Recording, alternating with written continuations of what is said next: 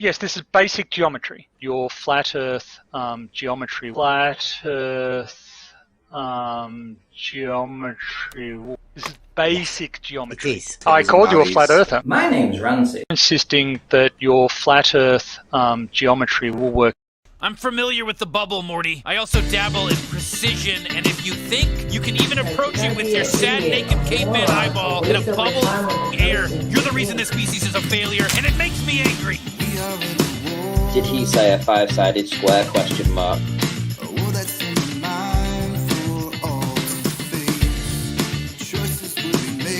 You're a universal horizontal waterer. You're drunk. I called you a flat earther. You want to experience true level? Do you? Yes. You want to experience true level? That auto level is establishing a horizontal. That's just the way it is. Because I've done the test with an auto level, which gives you a horizontal. Yeah, it's gonna look super flat. All right, come on.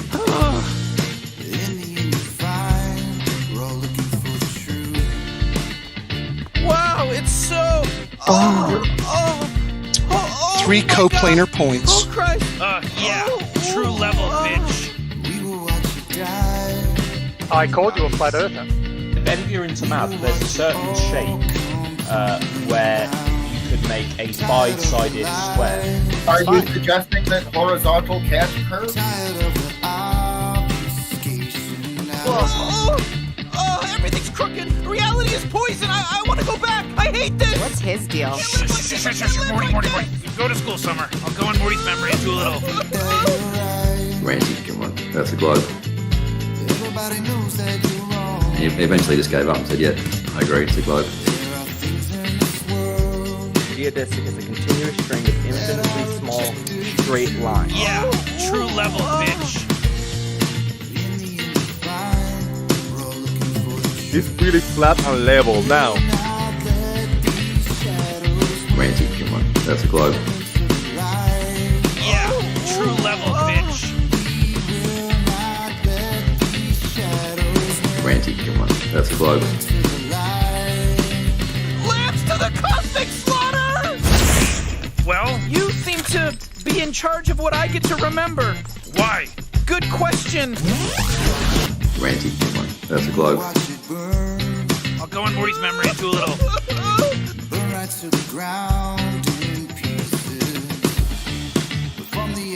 Wow, it's so.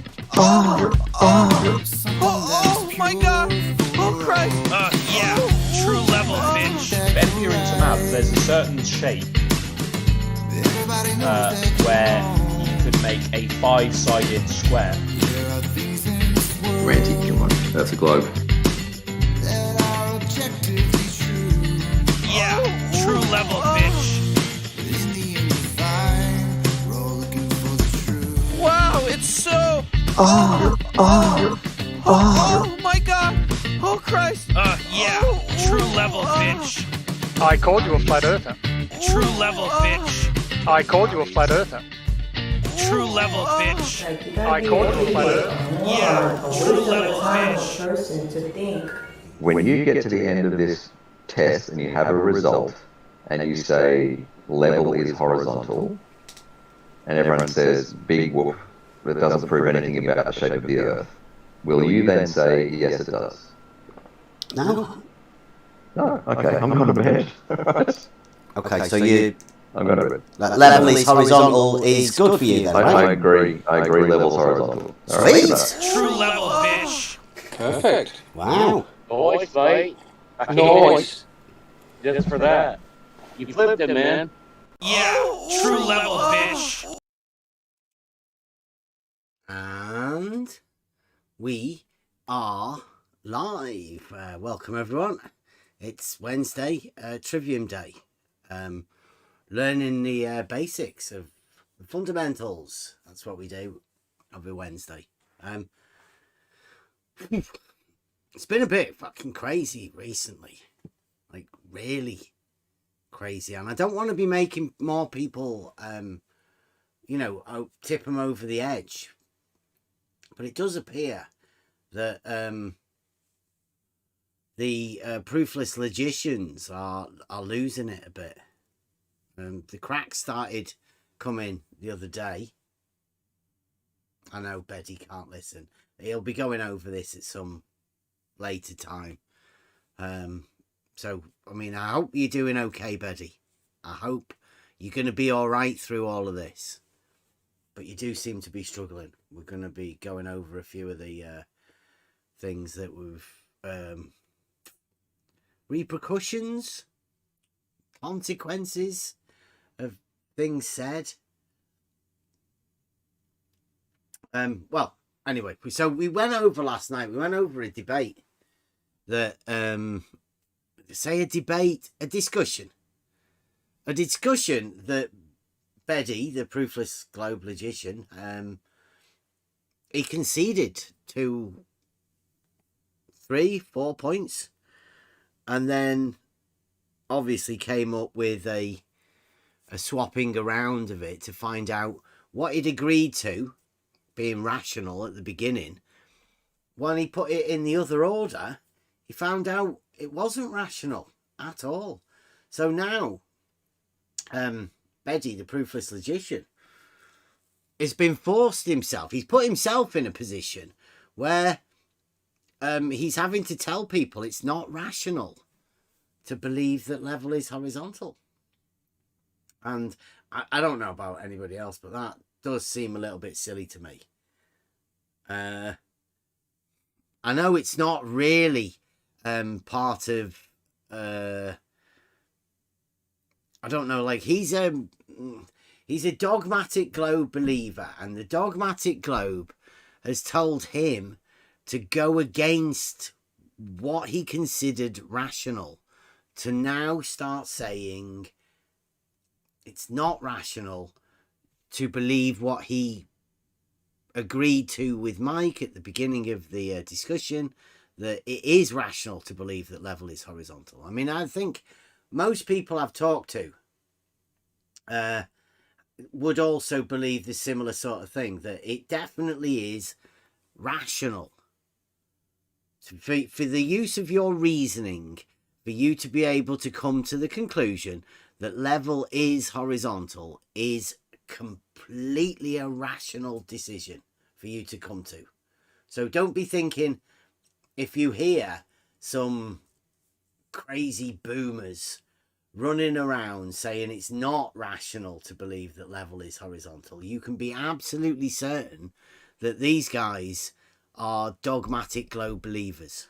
Now, we've sort of developed these arguments so you can tell whether it's people, you know, whether it's worth communicating with these people. We've been able to find out whether communication is possible with certain people. And now, if somebody were to say, for instance, that it's not rational for level to be horizontal, or the consequences of that, then I don't know. There's a lot of people, I think, that may think that's a little bit strange for people like to say that, especially with, I mean, he's got a posh voice and he sounds like he knows what he's talking about, but really, when you look into it, his logic is very flawed. Like, not just a little bit, very flawed. So it's what we're going to go over for a bit. I don't know whether to go over. I've got a little bit. Let me see if I can get this together. Right, now, there is a clip that I've got. It's about 8 minutes long. I think it's a pretty important clip for people to listen to, because this is within the minds of people who claim to be PhDs. They don't claim to be PhDs to the Blue Marble science crowd, but he's claimed to be a PhD to us when we were introducing him. So I don't know whether it sounds better to us really, it's just Beddy. We call him the proofless logician. Like, we know, really, I think, we know now, he probably isn't a PhD. Probably isn't a logician. Probably hasn't wrote books. But, I mean, they're just probablys. We don't know for sure. And it doesn't really matter. What we'll deal with is the things that Beddy says. So we'll deal with Beddy's statements that have led him up to the position that he's in, and then we'll deal with his new argument, which I think is some of the best stuff anybody's ever attempted. So he's definitely trying to be a logician, but I mean, as we know, that can be very hard from the dogmatic globe side. So let me get these.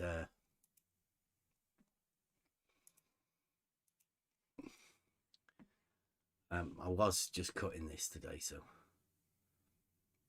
I don't think you need to see any of the pictures or anything. So, but listen to the words that's going on. We'll keep pausing it because, I mean, we have been over this, but I think this is pretty poignant. What he says. So, you guys in Discord, can you pop in? You've probably already heard it. It's Beddy, but we'll go over this with a fine-tooth comb, I think. Anybody, if you want to pop in and, join in, notice anything, here we go. Listen to this. Okay. But we started off with it being rational to believe that level is horizontal, right? Because what I don't want is for people to go away from this to be thinking that it's not rational to believe that level is horizontal. Because that would be really bad, wouldn't it? Because you agreed to it at the first point. That was not the purpose. I wanted to come to an agreement as to whether it is rational to believe both that level is horizontal and the conjunction the Earth is spherical in shape. Oh, spherical. See, that's where it... Right, so what we've done is, like, from listening to it last night, we know that Beddy had ulterior motives. He had a different objection. He had a different objective, and what he's talking about now is manipulating words so he can get to his objective, and his objective was to tell us that he wanted us to deny the globe, right? He wanted us to be globe deniers, but why would anybody deny the globe? Everybody lives on the globe. Everybody knows that, right? It's globe. We know that. So why would anybody go against that? We all live in reality, and the reality is globe. Everybody knows that. People keep trying to say that we're flat earthers. We're not flat earthers. I'm not a flat earther. Never have been, never will be. I've got proofs that it's definitely not flat. It's observable it's not flat. Right? So don't be trying to think that we are flat earthers, because put that out of your mind. We live on the real globe. We're all of us, everybody listening to this now, right now, you're on the real globe. Reality, just go outside and have a look. That's what it looks like. 'Tis globe. So Beddy's objective is not going to get it. It's not going to work. But he started off by saying that it is rational to believe that level is horizontal, and it is rational to put that level is horizontal on the globe that we live in, reality. I mean, he likes to call it a dogmatic globe and a sphere or whatever, right? But you're about to hear, I don't sphericalize my globe because it leads you into trouble. It doesn't No, I actually said that say the before. spherical. That's what you Yes, I injected, said the that spherical. before. It is not rational. It is irrational to believe that the Earth is a globe and that level is horizontal. Right, so now, because he's sphericalized his globe, his reality, he's sphericalized it, somehow now it's not rational to believe that level is horizontal, even though he just agreed to it earlier. Touch of diletheism comes in when this sort of stuff comes around. This is ECV. That's what is going on. Well, no. See, this is where I think you're going to be not helping people. It is rational to believe that level is horizontal, and it is rational to believe that that occurs on the globe that you imagine you live on. There you go. So whatever his objective is, right, I've just pointed out, it's rational to believe that level is horizontal, and it's rational to put that level is horizontal on the globe that you live on. Outside there, in the real world. Go outside, have a look. Level is horizontal out there in the real globe where you live. That's all it is. People use the term globe to be their reality. That's the new definition of globe. It's just reality. People, all of us live in reality. It's all the same for all of us. It's definitely not flat. I have slight objection here. Yeah. Because, of course, we all live in reality, but some people say that this reality, this world we are living in or on, is a globe. Mm-hmm. So they are just injecting model. So they imagine that this reality is a globe. Yeah, you say a globe, right? As though a globe is a shape. Yes. Right. So well, I don't. But they imagine that our world is a globe. So they imagine that our Earth, or whatever it is, this universe, realm, whatever it is a globe. They think that it is, like I said, globe. Yeah, some people think it's a dinosaur. Maybe. Yeah. Doesn't matter. But these people we are dealing with, they think that this is a globe. So, so it is on their side to prove that our world is a globe. Because for me, our reality we live in is not a globe. And the question is that if this level is horizontal statement is going with that model. We know that level is horizontal is derived from reality. Mm-hmm. So if we can prove that it does not go along with globe model, it would disprove reality of the globe. So dogmatic globe. Yes, it would make globe not real. Dogmatic globe. Yeah, dogmatic globe is always without proof because dogmatic globe does not need any proof. So we have to, or they have to prove that this dogmatic globe is also reality. See, what we're doing here, paper, I mean, we're not talking to the people that are after the dogmatic globe. We're talking to 99% of people who live in reality, right? That globe that they live on, it's definitely a globe, right? That's been established. It's definitely a globe. I'm not talking to the dogmatic globe people. I'm talking to the real globe people. Right? Now, is it better that they hear that level is horizontal goes on the real globe, or are you going to tell them that that globe that they live on doesn't have level is horizontal on it? Or are you just going to say that, yes, level is horizontal, fits on the real globe, and the real globe is out there? Open your front door, walk outside. That's the real globe. But if I open my door and can see the world, I cannot see any globe there. So that's the problem for me. If we are talking about reality, I don't see any globe there. This is the thing, though, right? We who have been around this arena are tainted by this arena, guys. This is what Bev's talking about. We're all we have it on us like a sticky, dirty substance. Most people just hanging out in reality, doing their thing, going to the beach, going to the store, driving around in their car, whatever.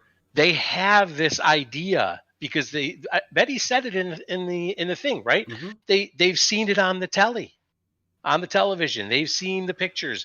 They don't really have a model like these people in this arena have a model, or the flat earthers might have a model. They don't have that. They don't think about it. All they think about is, I mean, it's used all the time. It's used in my line of work. It's my title is global. The title that I have in my company starts global. I am a global process owner for a company. There's no way to get around that for the normies. Sorry, guys. There's no way to get around it.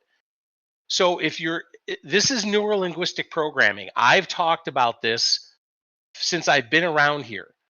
You have to utilize you have to meet people where they are, right? And that's why Bev is saying what he's saying. What he's saying is we're not talking about models. We're not talking about the dogmatic model of big G globe or the dogmatic model of big F flat earth. We're not talking about that because we don't give a shit about that. All we're talking about is reality. And for most people, for the vast, vast, vast majority of people, they see it as little g globe. Yes, it's global. It's a globe. Sure. However, that dogmatic idea that we find here in this arena carries with it dire consequences. Betty ran into those dire consequences in this debate.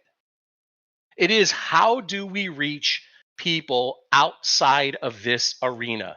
Now, if people that are around here in this server listening to the show, if they don't care about how we reach those people, fine. Stay in this arena. There's lots of places to have this conversation, but somehow, some way, we've got to get outside of this arena and have the real conversations about what happens in reality. What happens with a water level tool? In reality, what do we do?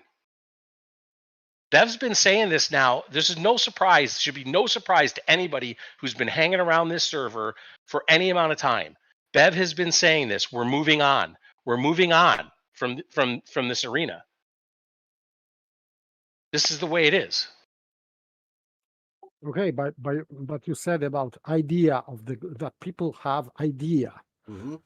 This idea is just a model. So it's not a model paper. It's not a model. They don't have a model. They couldn't tell you the first thing about globe.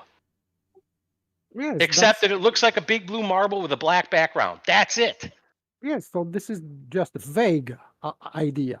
It's not a model. Okay, so vague idea. So something about a globe. Just name, some pictures fitting their imagination, what it would be or could be, and nothing else. No logic. I understand that. So this is part of programming. I understand. But still, for me, it is strange to because if you want to talk to that kind of people, these normies, so you have to make concession for them. That globe is reality, because they think that this idea of the globe is reality. Why? They know it's reality. No, they think they know. No, they know they live in reality. Yes, it doesn't work the other way round. That's the point that this discussion was having, right? When you start with level is horizontal and fit that into reality, that's fine. But when you put a model first, like you're about to do, you end up with problems, and you're generating the problems because you're putting a model there rather than just forgetting about the model, I think. So why talk about globe? Real. Globe. Real. But what does it mean even? Because for me, but if we are living in reality, it doesn't mean that we are living on the globe, on real globe. Well, they don't know what globe is. We say nobody knows what globe is, right? For you to find out what globe is, you'd have to tell somebody what you think globe is, and then they'd have to tell you that whether they agree with you in your globe, right? It's not a definite thing because people don't know what it is. Everyone has their own. And if you want to get into a conversation about globe, or you just want to talk about reality, I mean, what do you want to do? But wait, this Oxford, let's say, definition is just equivalence. So globe is the Earth. Yeah. So, but globe, it is a shape. So to you, it's a shape. No. Name globe. Not for me. This is just a word. That means globe. Globe means the same as ball. Yeah, well, to other people, it just means Earth, the place that they live. Yeah. Okay, but that's still, all it means. But so this equivalence gives that people, that kind of people, let's say normies, a shape of the Earth. Because if the globe, I think that's you putting shape there. No, it is the name, this word globe. It is a ball, and ball has a shape. To you, ball shape. Not to me. Globe, but this word means ball. Not to me. A ball is a ball. No, this is just Latin word. The same. This is the same word. Ball is from Greek, bola. And globe is from Latin, but they mean the same. Not to me. For me, the same. This is just globe means ball, and ball means globe. This is the same. Well, yeah. So, what would you suggest then? Because I'm going with the real globe, right? There's a difference where people live in the real globe, right? They live on the real globe in reality. It's a way of associating real to globe. Yes. I'm using a trick that's been done by well, I don't know, all sorts of different people have tried this one, right? You take something that is, and then you add something to it to make it, you see that there could possibly be two different versions of it, or three different versions of it. That is neurolinguistic programming.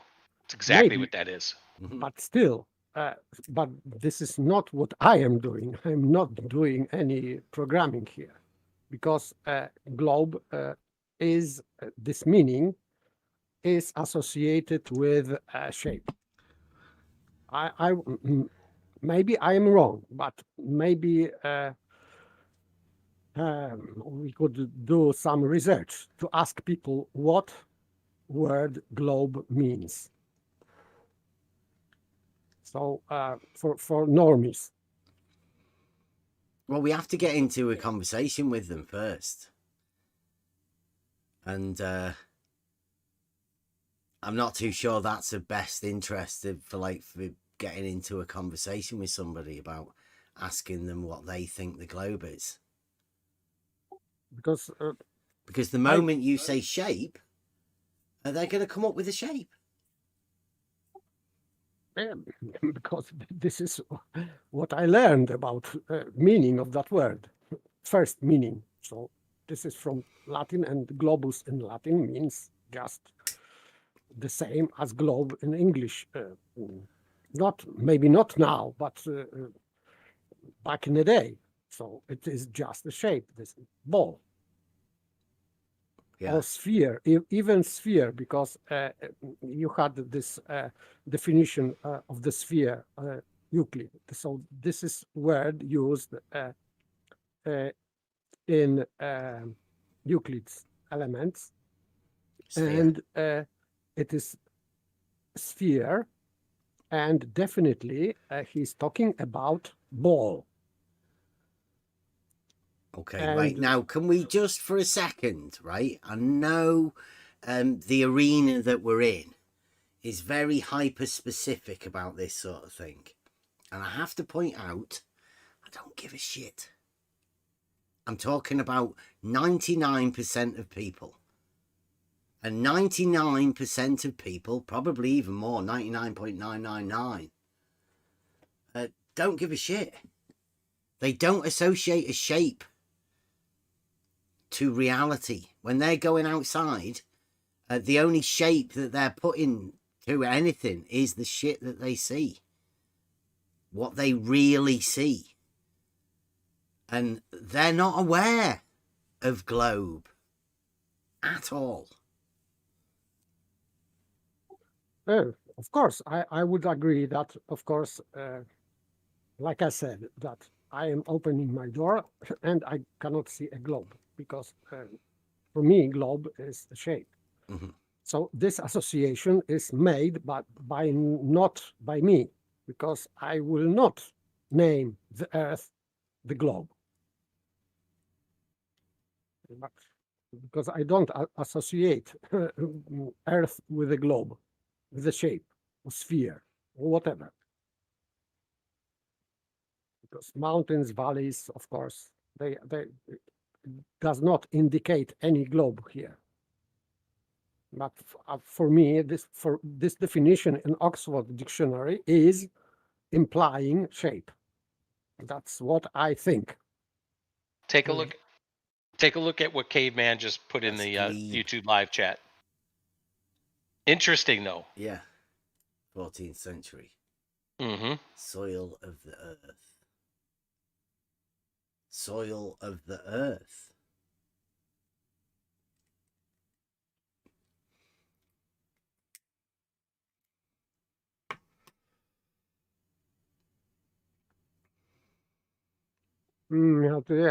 Yes, but I have to disagree. Yes, we have this word gleba, and this is in Polish. This is soil. Mm-hmm. Gleba literally means soil in Polish, but globe is, I think, maybe I am mistaken, but I think that globe is from globus, also from Latin, and it means just a ball or sphere, whatever. Ball. The best description would be ball. So that's what I know.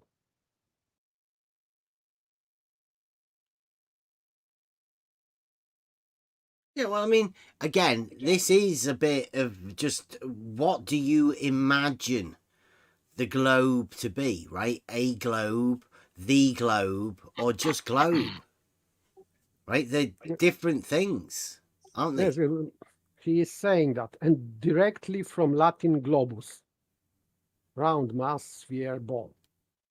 You know, like Flat Fact says, globe is a theatre. Wasn't originally named that, but it is. It's a capital G, the Globe. Theatre where Shakespeare made but famous. He's glowable.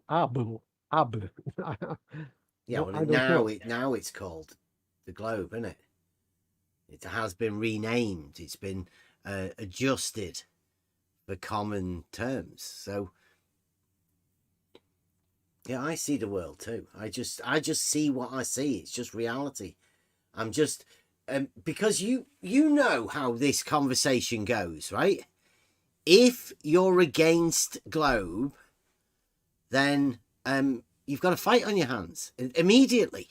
The moment you mention it, the moment you mention shape, the moment you mention anything, doesn't matter. You've lost the conversation, because in the arena we're in, people are obsessed. Model affliction. They can't stop thinking about it. It's talking about a straight line. Somebody wants to talk about a circle. But you're not. You're trying to get a proof across through straight lines. They want to talk about circles. Can't stop it. The real globe is just an agreement to say that you're talking about reality, right? We're not talking about the shape of something that you're imagining. We are just talking about reality, the real globe. You can imagine whatever you want to put on globe, because that's what you do. Everybody does it themselves, right? If you want to just say it's a ball, then why not say it's a ball? Why are you using a different word? Well, you're using a different word because you want to associate it with the different things. Everybody has their own. There's no point arguing about it. Everybody's going to put whatever they want to globe. But if you call it the real globe, then you're not talking about reality, right? There's nothing wrong with talking about level being horizontal on the real globe, like out there, out your door. Just so they know you're talking about the same thing, not the figment that you have of whatever you're imagining globe to be, but the real globe. But where is this real globe? Exactly, wherever you are, you're telling somebody, you're doing it, you're demonstrating it there in reality. There's no need to discuss what everybody thinks where that thing is if you zoom out and you become an ant. Like, that's ridiculous. We're talking about this in reality, right here, right now. There's no need for you to imagine what everybody else imagines about something, about a word association thing.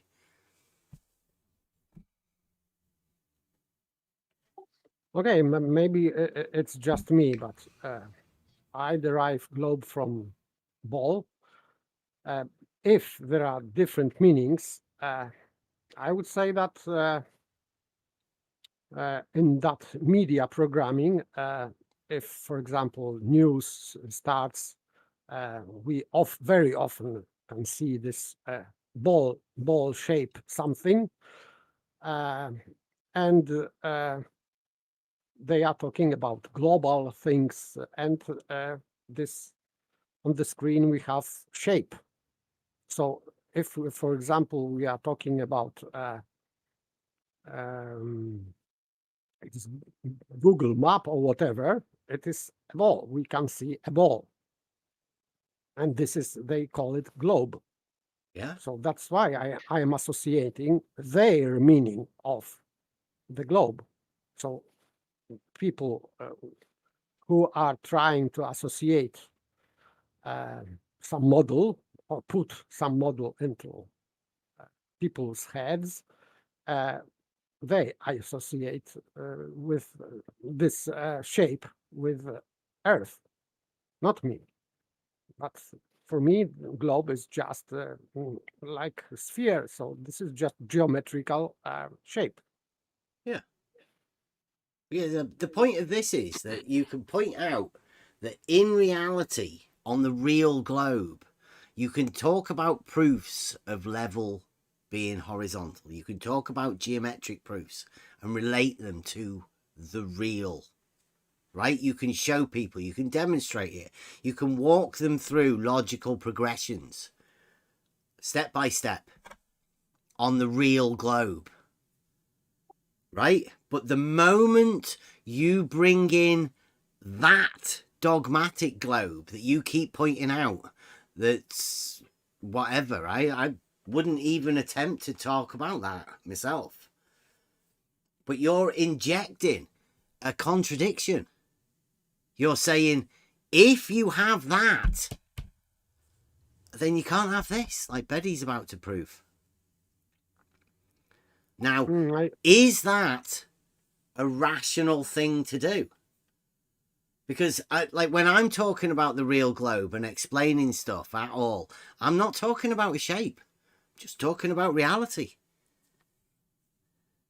Injecting that shape is causing contradictions that people don't want to have. And I don't think it's wise to keep handing that to people all the time. That's the thing that's always gotten me about this arena, right? Is the focus on shape rather than the focus on the argument.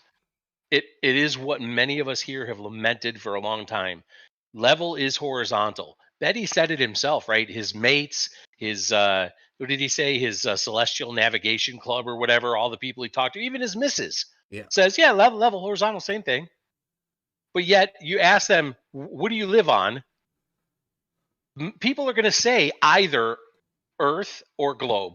That's what they're going to say. Yeah.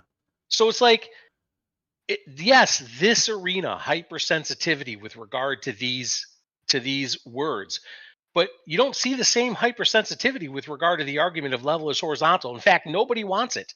Nobody in this arena wants it except people on this server. Go bring it up at Geos. Bring it up at Gem Pandas. Bring it up at 24/7. See what happens. You think the flat earthers are going to get behind level is horizontal? Have they yet? This is what perplexes me. The focus on that word, the G word, instead of the focus on the argument that's rock solid, cannot be disputed. Where's the black swan? That's what I'm saying. You meet people where they are. You meet people where they are. And then you take them from there. But they are in false association. Yes, they are paper. Not until you bring it up. That's, yes, exactly. You know, I don't bring, because this statement, this topic of debate, if it is rational that horizontal level is horizontal and the Earth is a globe, so it is predicating about Earth, that the Earth is a globe. So I cannot start to talk to people from that position, that if the Earth is a globe and Earth is reality, therefore the globe must be real. Putting it first, though. Still That's the whole globe, though, point. right? Yeah. You put the globe first, like you've just done, and you've got problems.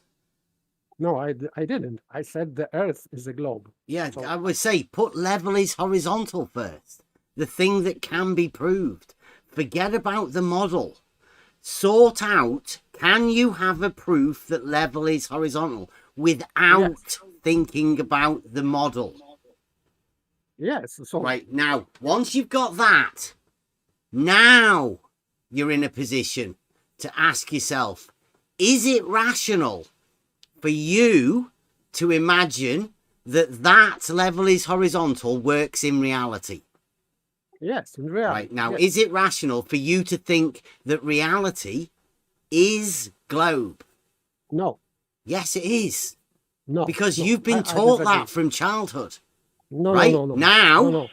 Now you have to say, is it rational for you to think that that reality that you have associated on and that have level is horizontal on, is that dogmatic globe? Right? Does that have a shape, a ball? And is it then rational for you to put the shape to what you imagine globe to be, the real globe? That's the question. It is not, but I still disagree that with your assertion that because some people, let's say even teachers, said to me in my childhood that the Earth is a globe, it doesn't make globe real. It doesn't. It just means that some people said to me from my childhood that this is reality. And it does not mean that the globe is real because someone was saying that repeatedly. This is not the same. That's why I have an objection. This is not. I cannot concede globe as reality because from childhood people said that to me. No. And my objection is growing even because in childhood I would agree because I could believe on authority of parents, teachers, media, whatever. So this was my belief, let's say. But reality is not just belief. Well, like I say, the only dislike you have for globe is because of the people you're talking to. I mean, you could see it in a shop, right? You could see toys of Buzz-Year, like Buzz-Year or whatever, right? Woody, right? You wouldn't get bothered about that. And normally, would you get bothered about little toys on people's shelves, right? Maybe see it in school classrooms. It's a teaching aid. Would you get bothered about that? Because it's everywhere. Yes, but this globe is brought by Copernicus as a part of his whole, let's say, heliocentric system. Paper, who knows that? Thing. Paper, who knows that? I think that pretty much everybody is It closes off the mind, Paper. That's the idea of it, right? It shuts down your thinking and it encompasses everything once you start this route. But I don't think people are like that. People are ready for the end of it. It's bullshit. They've been in it for years. Round and round and round and round. Talk about something that isn't getting us anywhere. Okay, but you have to agree that people are taught in school about Copernicus model or heliocentric model, because I would say that most of people in the world were taught about heliocentric model brought by Copernicus. So this is not my invention. I didn't put that into people's mind, this model, or this globe. People don't know that today. You do, because you're well schooled. You're on the older spectrum, let's say, right? You and me both. So yeah, you studied those kinds of things. The normie people they wouldn't know Copernicus if you slapped him in the face. Those days are gone for normies. I'd submit, take a look at what Saragaki says in the YouTube chat. I'll read it out. He says they are different words. Globe equals ball and globe equals earth, as by Oxford.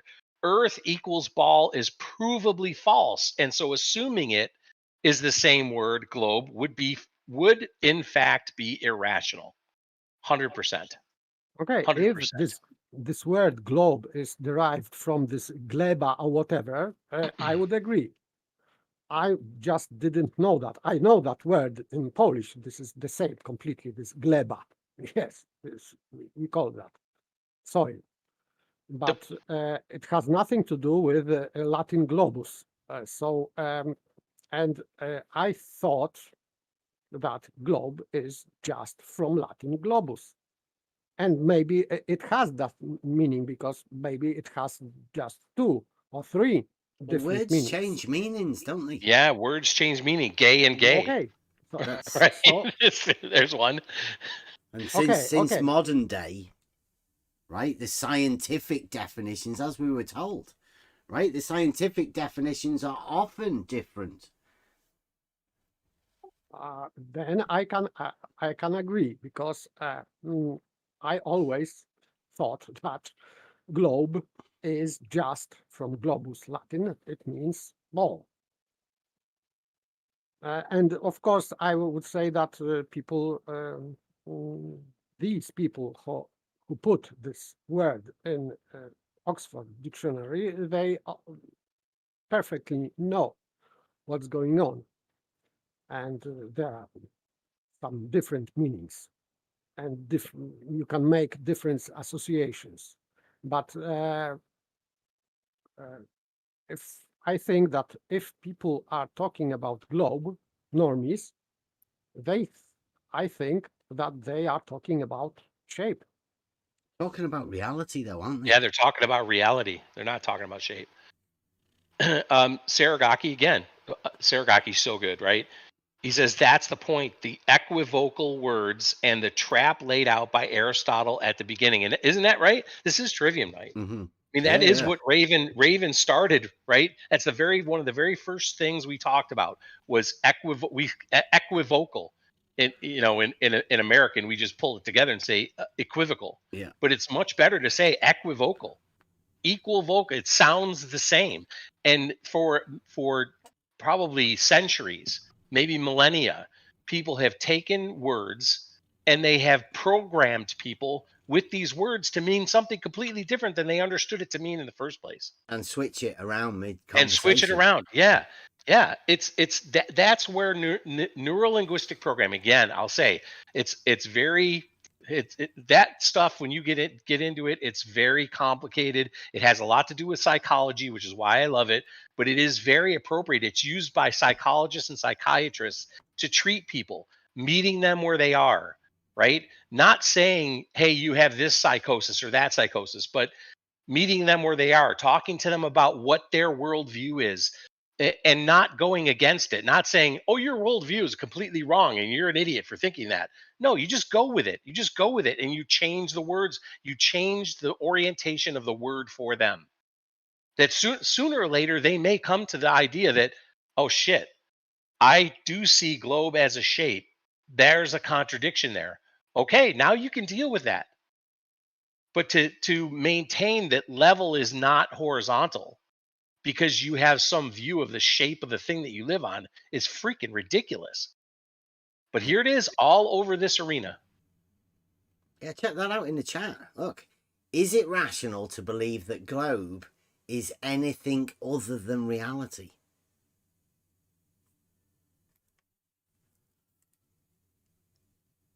Yes, but this globe is in inverted commas, so Exactly, that's the idea, right? It's just the thing that you have in your head.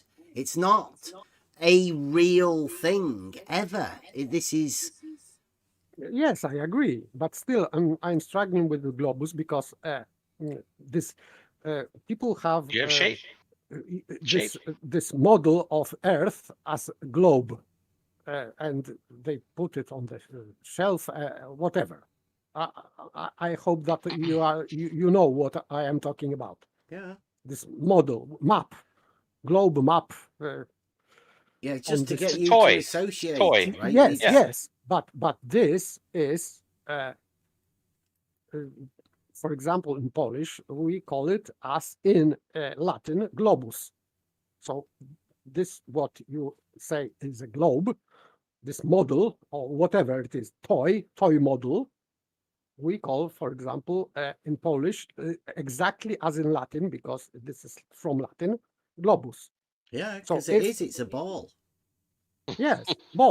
That is definitely right, but that isn't the same as globe, is it? Nope. Inspector Gadget, look, Gadget just said it in the YouTube chat.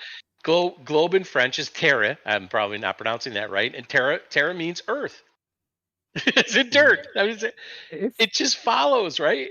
Okay, if that is the case, I can even retract what I said, because for me, globe is, and someone put Captain Caveman, I think, that it is also.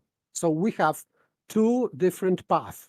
Yeah. From Latin as a shape, and from, let's say, Old French, or maybe old, I don't know, it's perfect, German, or whatever it is, as Earth, as a gleba or what Earth. Yeah, it's okay. Perfect. Okay. Globe and globe. I love Saragaki. Saragaki, you're so good, man. I love you. Yeah, it's literally P and not P.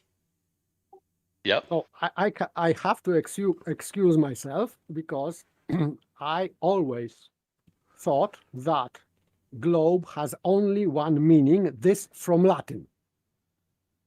So I didn't associate this globe with gleba, like in Polish. Well, that's why I have picked the real globe, right? Because then you can emphasize to people, it's not that thing in the mind. It's this here that we both can agree that we're living in, right? It's reality. It's there for us to look at, right? There's no conflict about reality, surely. You're not just conflicting models, shapes of different things. Yeah, just don't be tempted to, as Bev said, don't sphericalize your reality, and you're fine. Okay, so I don't, because right. But just this is my, let's say, first understanding of word globe. But if you mean globe as dirt, because of different origin of this word, I can agree. Yeah, this reality, right? So if you're talking to somebody and they, like you can say, look, we're talking about the real globe here. You can then emphasize what you're talking about, right? The reality. Don't be thinking you're talking about a little model at the end of your desk, right? That's not what we're talking about. We're talking about reality. So don't move yourself to an ant and put it on that desk toy. Let's talk about this reality. Because that's where we get stuck up in this arena.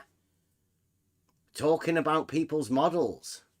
When we really just want to talk about reality. We want to come to a common ground. Okay, but still, if globe is dirt or soil, yes, okay, but our world is not only of dirt. There's water, plants, air, whatever. So not only dirt. Mm-hmm. So this is not only our reality. This is part. Dirt is part of our reality. There are rocks, sand, whatever else you can name it. Clouds. Yeah, you can tell people that, can't you? This reality. Like, you don't need to assume that you're talking about the same thing, because we know it's equivocal, right? You could be talking about the same thing, but people could be thinking completely opposite things. Well, it's best for you to clarify exactly what you're talking about. I've noticed this in this arena as well. People make concessions for other people having completely contradictory definitions, but carry on the conversation as though they're talking about the same thing. Anybody listening in think you're crazy. They can't cope with what's going on. Can't make any sense out of it.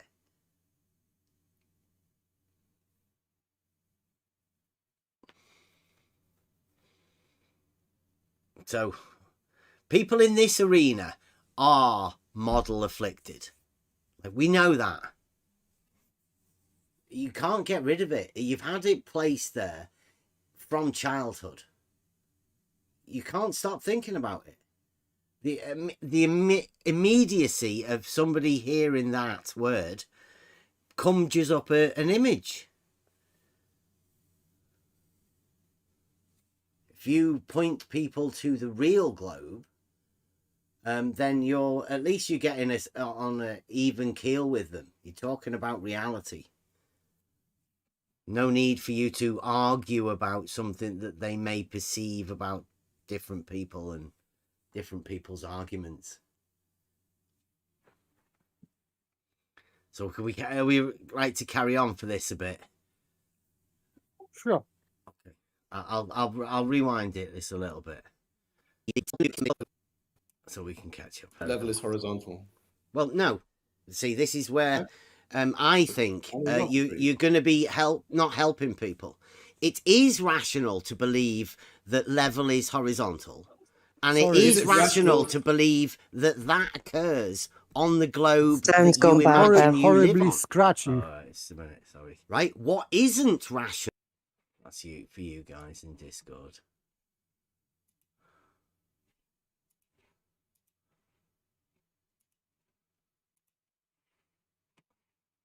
Okay.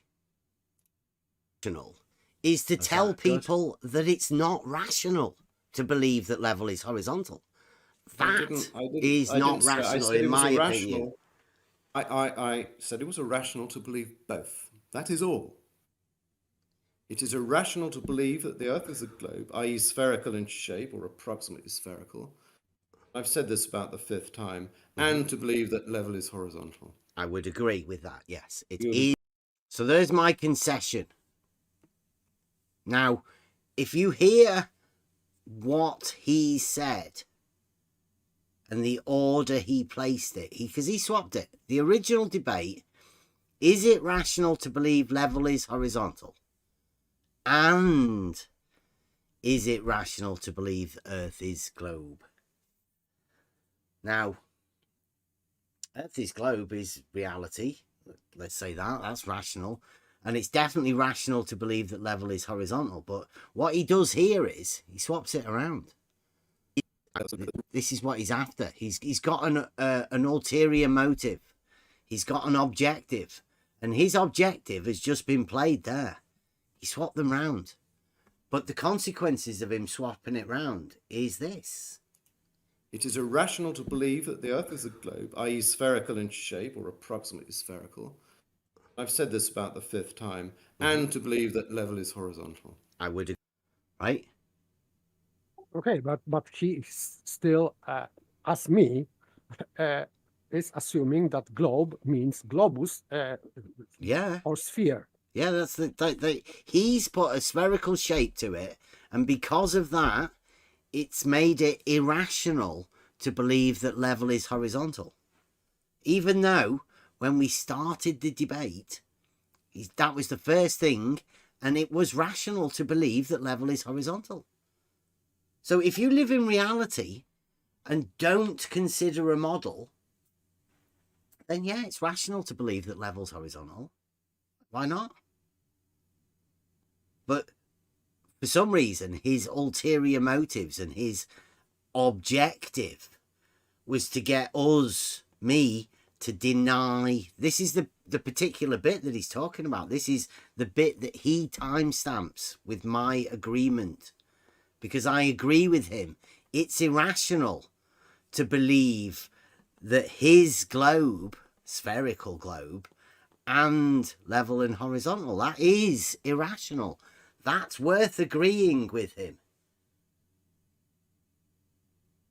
It's irrational to believe both. Yes, I would agree that, yes, both. So coexistence of these two statements is irrational if you are understanding that globe is a sphere. Yeah, if you sphericalize your globe rather than just dealing with reality, then yes, there's an irrational part, right? Now, surely that should be, you should tell you something, right, about what you're talking about. But because of the model affliction being so strong, And or maybe because he's got ulterior motives and he's got on a mission, right? He wants to I don't know, trick me into saying something or whatever.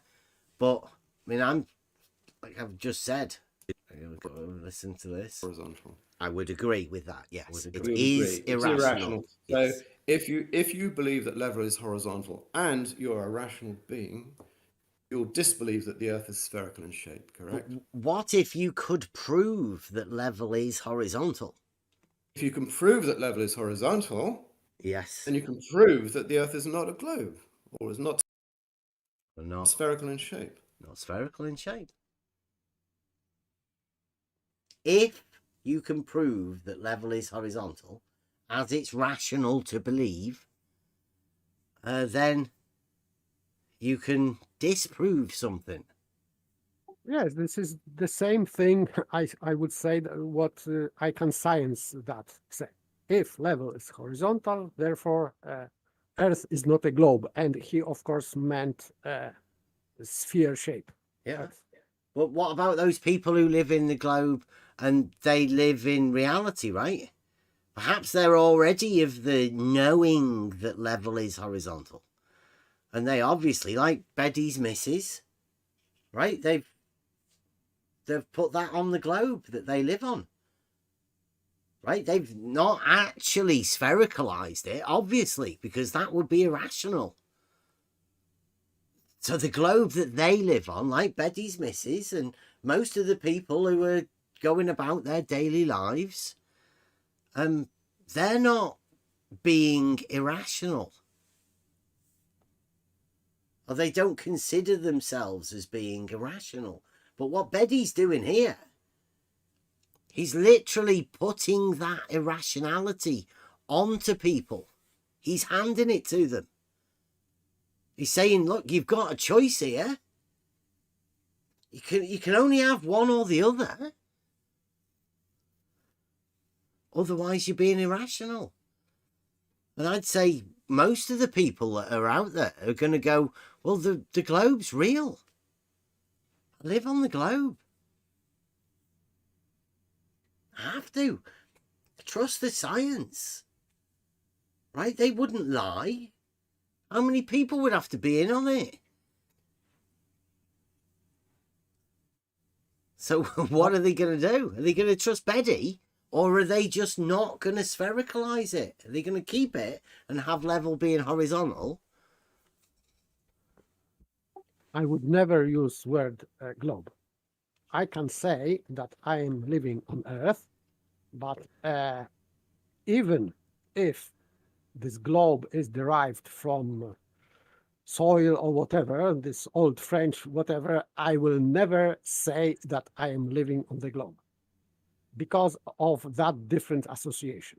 I can say safely that I live on Earth. Yeah, I don't think it's a bad word, right? I think it's just how you associate what you see.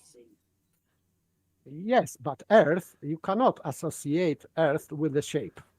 But globe, you can, because it has different meaning. Yeah, like I say, I don't. I will never associate it with a shape, because the moment you do, you put yourself in a contradictory, irrational position. Okay, but many people do. And for example, Flat Fact said that, yes, that he agreed with me that in YouTube chat, because many people think that globe is from globus Latin and it means ball. Yeah. And I think that this is also in dictionaries. This played meaning. played into an argument that isn't. It's a bait and switch. Yes, of course you can use that word in argument, and you can switch meanings. Yes, this is part of course, of sophistry. But I think that Baby is not talking about soil here. He's just equivocating. Yes. He's the one that wants us to be irrational. He wants us to be irrational. He doesn't think he himself is, because he's already given up level being horizontal, right? For the sake of his model. He wants us to be irrational by saying, well, you live on the globe, right? And you have level as being horizontal. Well, that's irrational. Well, he's saying that to 99.99% of the people out there. That's Beddy. It's a brave move, which we'll get onto in a bit. He's gone overboard in a super fantastic way. And I'm just thinking, I'm speaking as I always have been, for those people out there that don't have a model. They've not had a model shoved on them. They've not been called all sorts of names, right? I'm here as a warning to everybody out there that this is what happens if you don't have a model, right? You take on a word. What's globe? What does it mean? It just means reality, right? What's up with associating it with reality? What's up with associating Earth with reality as well as dirt? Right? The dirt is in reality. The mountains, the rocks, the houses, the trees, the grass, the hills, the valleys, the rivers, the canals, all of it, it all exists in reality. Now, is that not Earth? Is that not globe? What is it that we're talking about? Are we talking about what people want to word associate things? Or do we actually want to get to talking about those things? If we're always talking about words and definitions and what you think this is and what I think that is, rather than me going, look, watch this. Look at this proof. I'll walk you through it. Not what I think this word means. It's ridiculous. But this problem with this globe, because I'm reading what Sarugaki is writing in YouTube chat. Because, for example, if we are talking about Earth, small e and big E, we are just using word Earth. But if in Polish we have a different word, so Earth ball to have this shape. So if we are talking about Earth within, let's say, Copernican model, it is called ball Earth or Earth ball. I don't know how to translate ball Earth, I would say. But if we are saying the Earth, it means this world we are living in. But when we are talking about Copernican model, we say ball Earth. So for me, that's why I struggle with this globe, etc. Because for me, I cannot associate globe with soil yet. Of course, I'm learning slowly, but still in Polish we have distinction between Earth and ball Earth. So, I would say I would go with Sarugaki. Yes, it means that if Oxford put this meaning in dictionary, so I would say that they were aware that people would associate globe with shape, even if it has different meaning. So this is just some kind of operation. Yes. Very well constructed game, trick, magic trick. Yes, my point is that this trick is working in English. In Polish, it doesn't work. So, well, that's why it needs to be said, the real globe, because then we can be absolutely specific that we're talking about reality. That's what I'd say anyway. That's the reason I'm doing this. And like I've always said, I'm not a flat earther, right? And I'm particularly fond of being rational. So I obviously can't go with a dogmatic model. I can't do it. So where am I? Well, I'm in reality, like I've always said, trying to find common ground, trying to speak for the 99.999% of people that literally are unaware of this fucking ridiculous arena that we're in, that we've ended up in. Now, I only ended up here because I was following trolls. And I came to find the worst trolls. That's how I ended up here. I mean, everybody else has ended up in this arena. I don't know how. Probably because you were trying to ask questions and trying to find answers from certain people.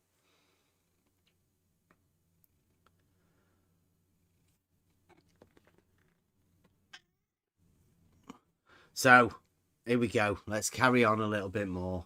There's only 8 minutes of this, and we're only, what, we're not even 2 minutes in.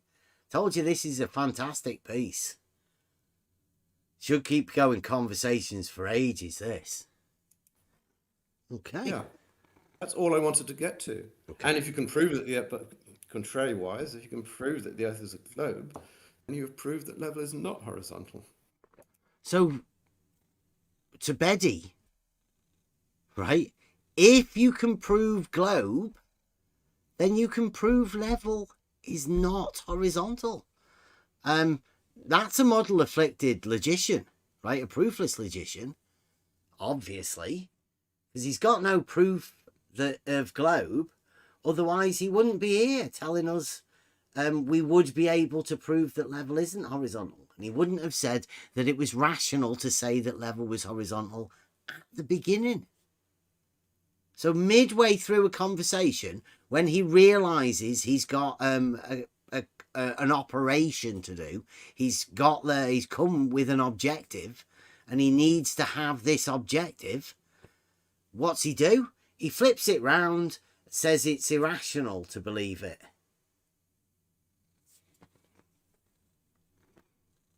It's not working very well for Betty, particularly considering he's trying to tell everybody he's over there at Blue Ops that he's some sort of logician.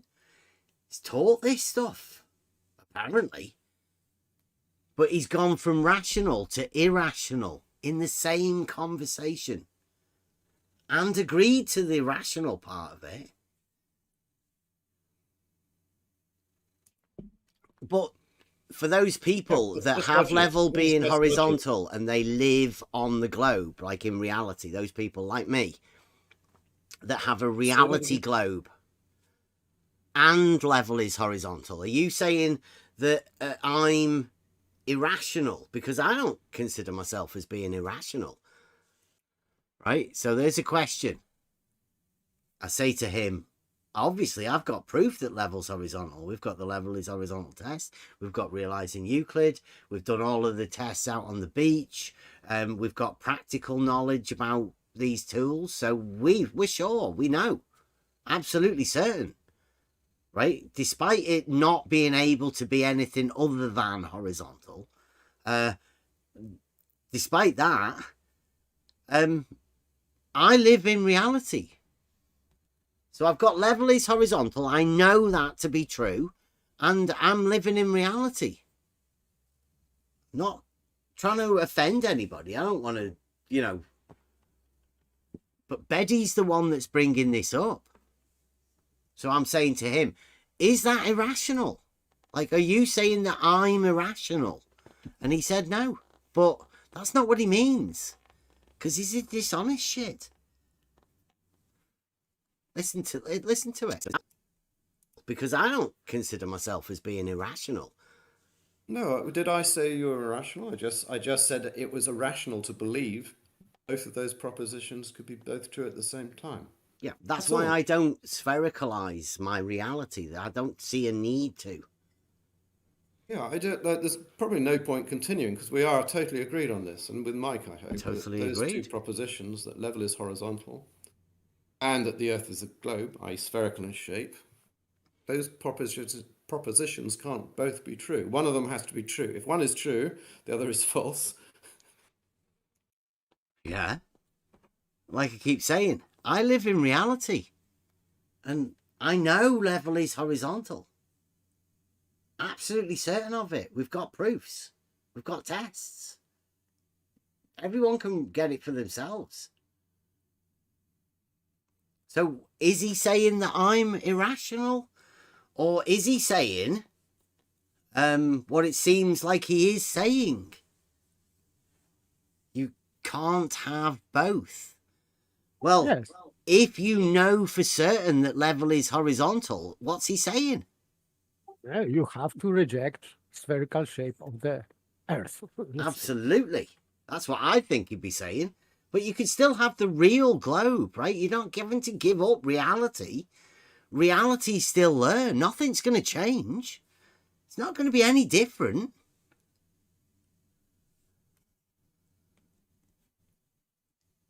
So, and if the other is true, the one is false. Yeah. That's all. That's all I wanted to talk about. It's all he wanted to let everybody know. Yeah, we are agreed. Yeah.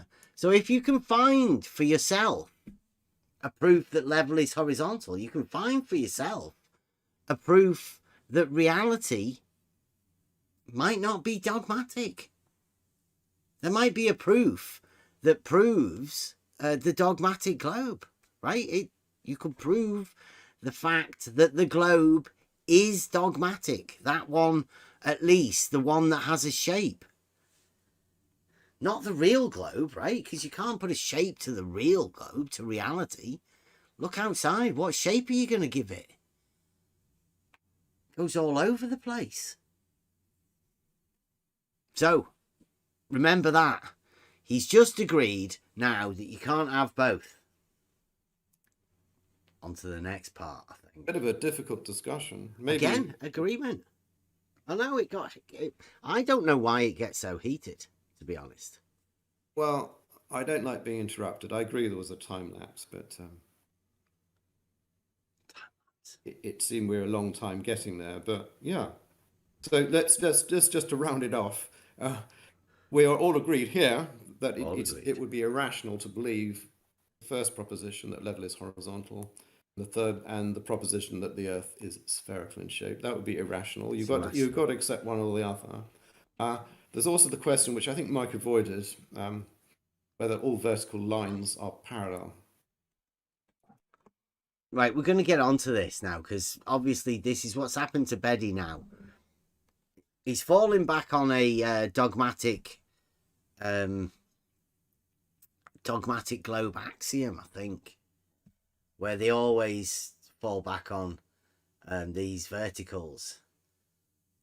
So listen to this. He's gonna expand upon the first part with another extra proof on top of this. Again, it would be irrational to believe that the Earth is spherical in shape, with verticals coming off its sort of surface, and to also believe that all those verticals are parallel to one another. That would be irrational too, I think. I would have to agree with him. It would be irrational for you to have a ball and to imagine that all of the pins that you stick in the ball are verticals. That probably would be irrational to think that vertical is affected by the shape of a ball. To me, yes, that would be irrational. It would be irrational to believe in vertical planes, though. Yeah, I'm not sure what vertical planes. The problem is that vertical planes aren't all parallel to one another because you can just sort of shift them around. So, but I'm just saying a square plane. So did you hear that? What Mike was talking about was the verticals within a vertical plane, not the fact that vertical planes are parallel. He didn't mean that, but Betty obviously has. I think this is what Buster talks about. People's rule books, your programming, your code. It's already there. That's all you have to access whenever you hear anything. So Betty automatically goes to this pre-programming about verticals. Mike's talking about it would be irrational to believe in a vertical plane because all of the verticals on a vertical plane, obviously, are all parallel.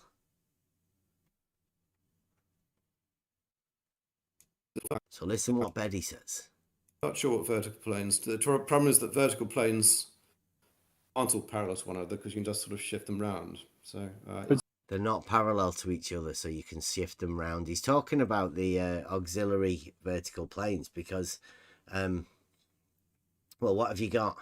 You've got the horizontal plane, and then if you were to draw, put two planes, vertical planes, on that horizontal plane, they would form a cross, wouldn't they? That would be those two vertical planes. Now, they don't have to be parallel, but all of the vertical planes in relation to the horizontal, they would all be perpendicular. So that would make all of the verticals within the vertical planes, they'd all be parallel. That's what Mike's talking about, right? It would be irrational to believe in vertical planes if you imagined pins in a ball being vertical. But that's not rational for you to believe that in the first place. Eddie doesn't quite understand that. But I'm just saying a square plane erected vertically. Square plane? What's that? What's a square plane? A plane in a rectilinear shape. A rectilinear plane. Betty, just for the record, Betty doesn't know what a square plane is. What's that? Erected vertically. Okay. Establish a rectilinear plane and orient it vertically. Okay. Okay. But I think we've now got... So you had to admit to that. A vertical plane. How could you deny it? Everybody knows there's a vertical plane. ECV's going to take... We've got, in terms of belief, if you ask most people, I've sort of done this, they think I'm a bit crazy because they think the Earth is obviously spherical or approximately spherical. Because they've seen a picture of the globe on telly, you know, and you tune the BBC News, it's got a picture of a sphere that represents the Earth. They'll think it's crazy even to question that. They'll think it's crazy for you to question that, right? Who's questioning it? We're talking about the real globe. Why do they think Betty's crazy? What, for questioning? Questioning the real globe or questioning the dogmatic globe? Where do people think you're crazy for questioning the dogmatic globe? Where's that? Blue Marble Ops? Or does Betty think he's like his missus or his friends in his celestial navigation club? But they think he's crazy because he's questioning the real globe, or is he questioning level is horizontal? I mean, which way round is it? What do they think Betty's crazy for? Is he telling us?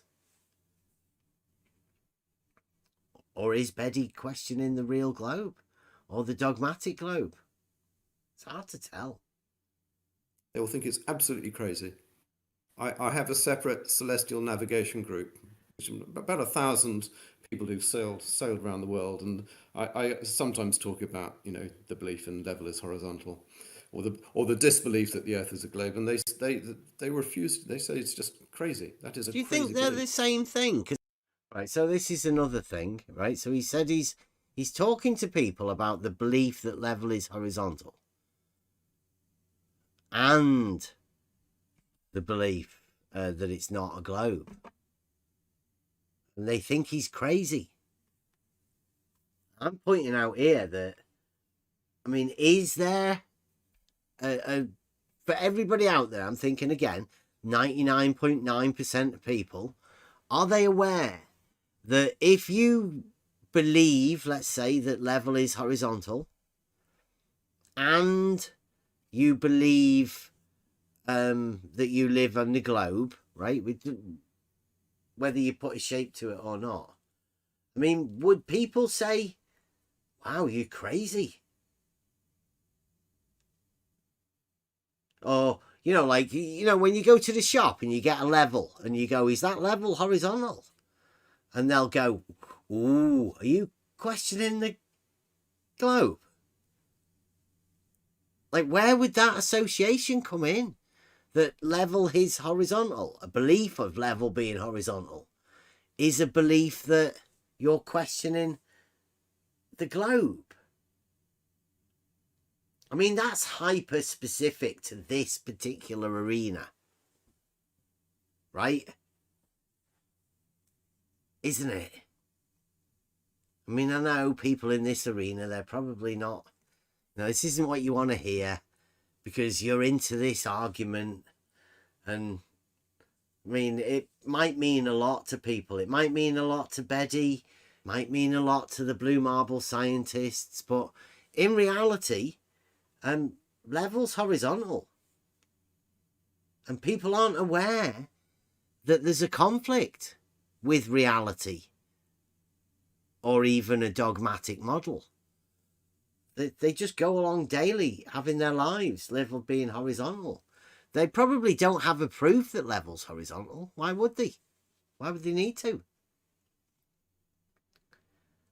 But that doesn't mean there isn't a proof of it. Or, like Betty says, if you want to prove the globe, you can disprove level being horizontal. Either way, it doesn't make any difference. You're only going to prove this to yourself. You're never going to give it to anybody else. Because I'm not aware of most people out there in reality that would say that a belief that level is horizontal is a disbelief of your particular dogmatic globe model. I don't think that occurs. But most of them I've asked, they just think level and horizontal mean the same thing. So yeah, that's exactly it's analytically true. But they will also say, well, that's true because obviously a level surface is a horizontal surface, same thing. So people just say it's the same thing. Now, I think this is where there's a little bit of a conflict, right? Because Betty's saying that all of the people he knows, his wife and everybody else, they go along with level being horizontal.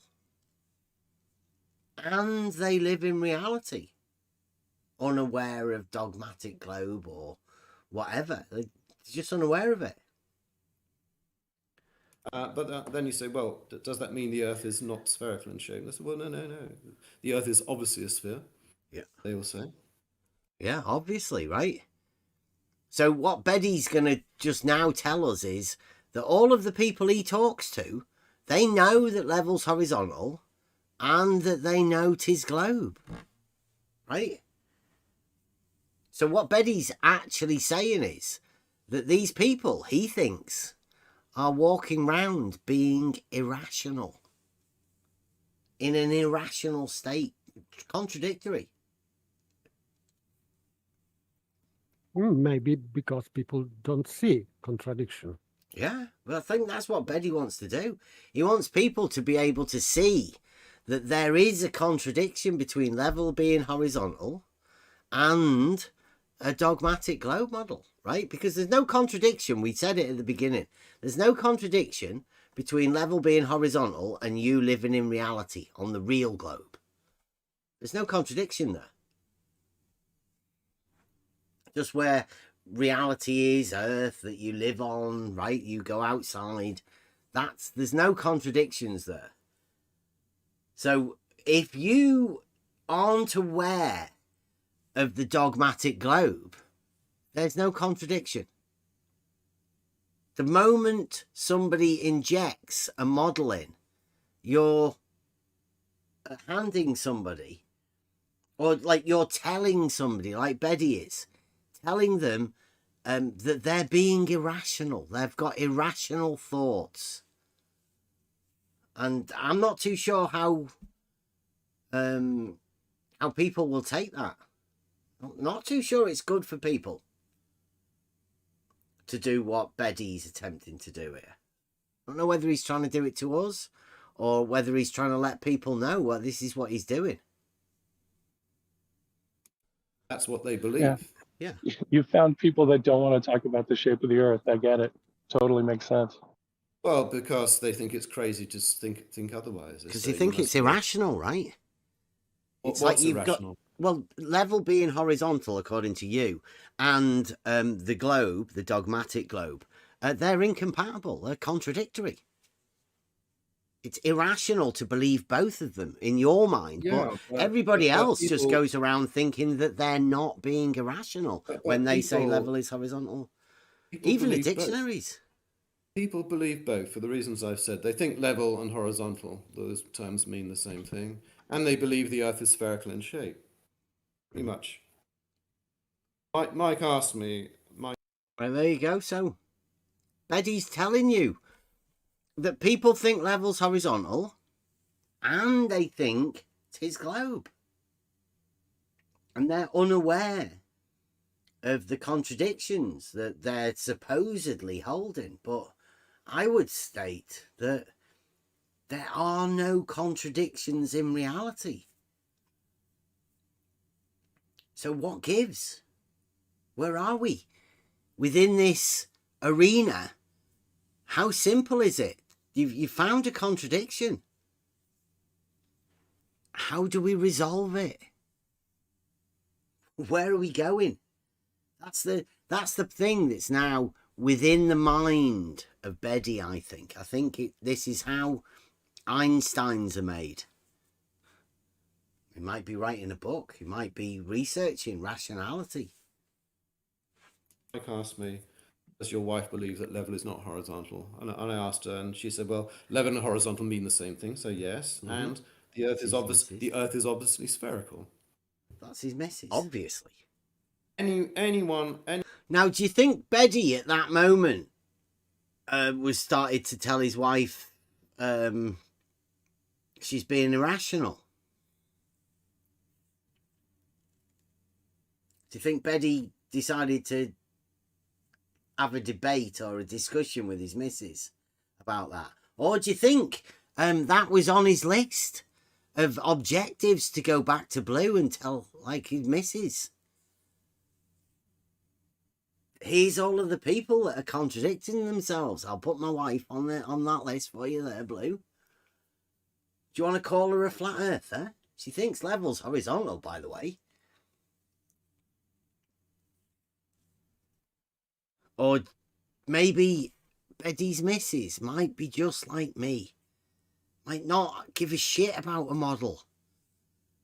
Might know, sort of instinctively, that level's horizontal, right? They're the same thing.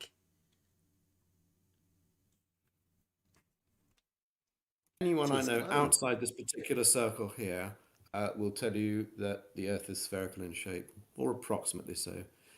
So he says anybody outside this particular circle here. What particular circle? Like this particular circle with his globe. Everybody knows his globe. I don't know what Betty's trying to do.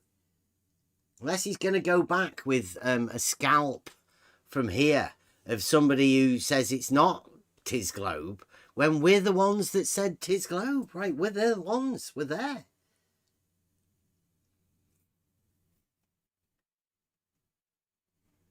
If they're a bit more sophisticated, they'll say, well, it's an oblate spheroid or something like that. But you know, they've heard it said, or the scientists say that the Earth is a globe, and they believe that. There you go. If they're a bit more sophisticated, they'll say it's an oblate spheroid. But if they were a bit more sophisticated, they get a little bit troubled by the fact that they've just used the sophisticated equipotential surface, which sort of disproves an oblate spheroid. So sophistry ruins sophistry. But you've got to keep an eye out for what you're listening for, to spot the contradictions of the sophist, the modern day sophist.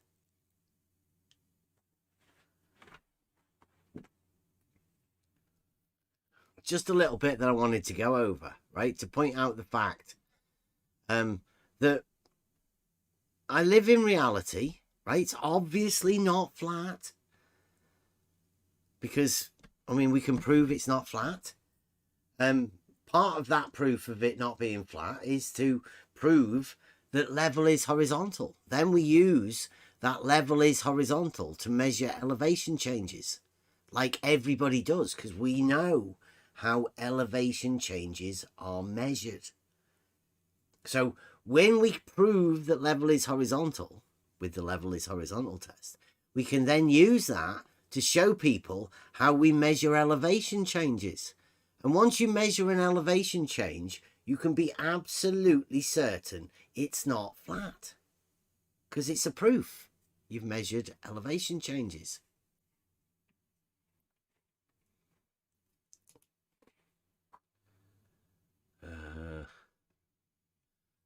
Right, let me get this screen on now for you guys.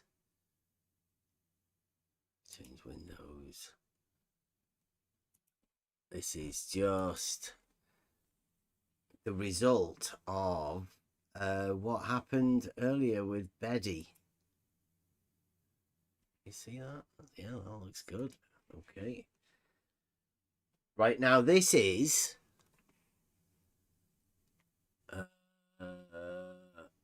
is it rational to believe? We were going over the discussion. It was yesterday, about this time yesterday, and there has been comments on it. But we're talking about Betty. Now, can you remember when we went over it and there was a little map at the beginning? Let me see whether we...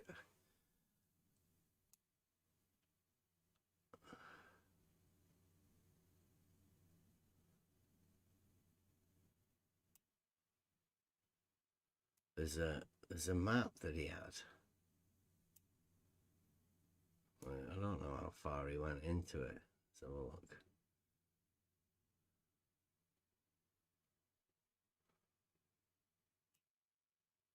There we go. Right, so there's the map. Now, we said that was a bit of fun, right? And we may have missed the original interpretation of this. It looks like it. You can see it. He had some sort of a story to go around with it, and we weren't really aware of what was going on. So we'll take you through this. He says, this is Betty. Skips over the Antarctica bit, where I talk about Felicity Aston and say that Antarctica is the biggest problem for the theory that level is horizontal, brackets, which it is. Point that out again, right? We skipped over the bits about a woman where he talked about Felicity Aston and say that Antarctica, he said this, you might have missed it, Antarctica is the biggest problem for the theory that level is horizontal. What do you make of that? because he's put brackets, which it is. So Antarctica, apparently, is the biggest problem for level is horizontal, the theory of. This is where I think Beddy's starting to lose his mind a bit. Maybe early onset of nutsacking.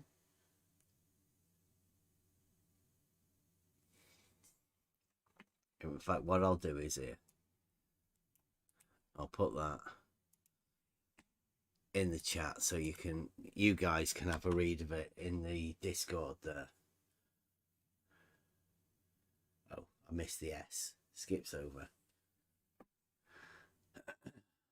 If level is horizontal, then a south-facing horizontal line established in London at the Greenwich Meridian will travel along that meridian in an absolutely straight line, passing through the meridian rock at Tema in Ghana, brackets, which is at mean sea level, then travel at sea level all the way to the coast of Antarctica.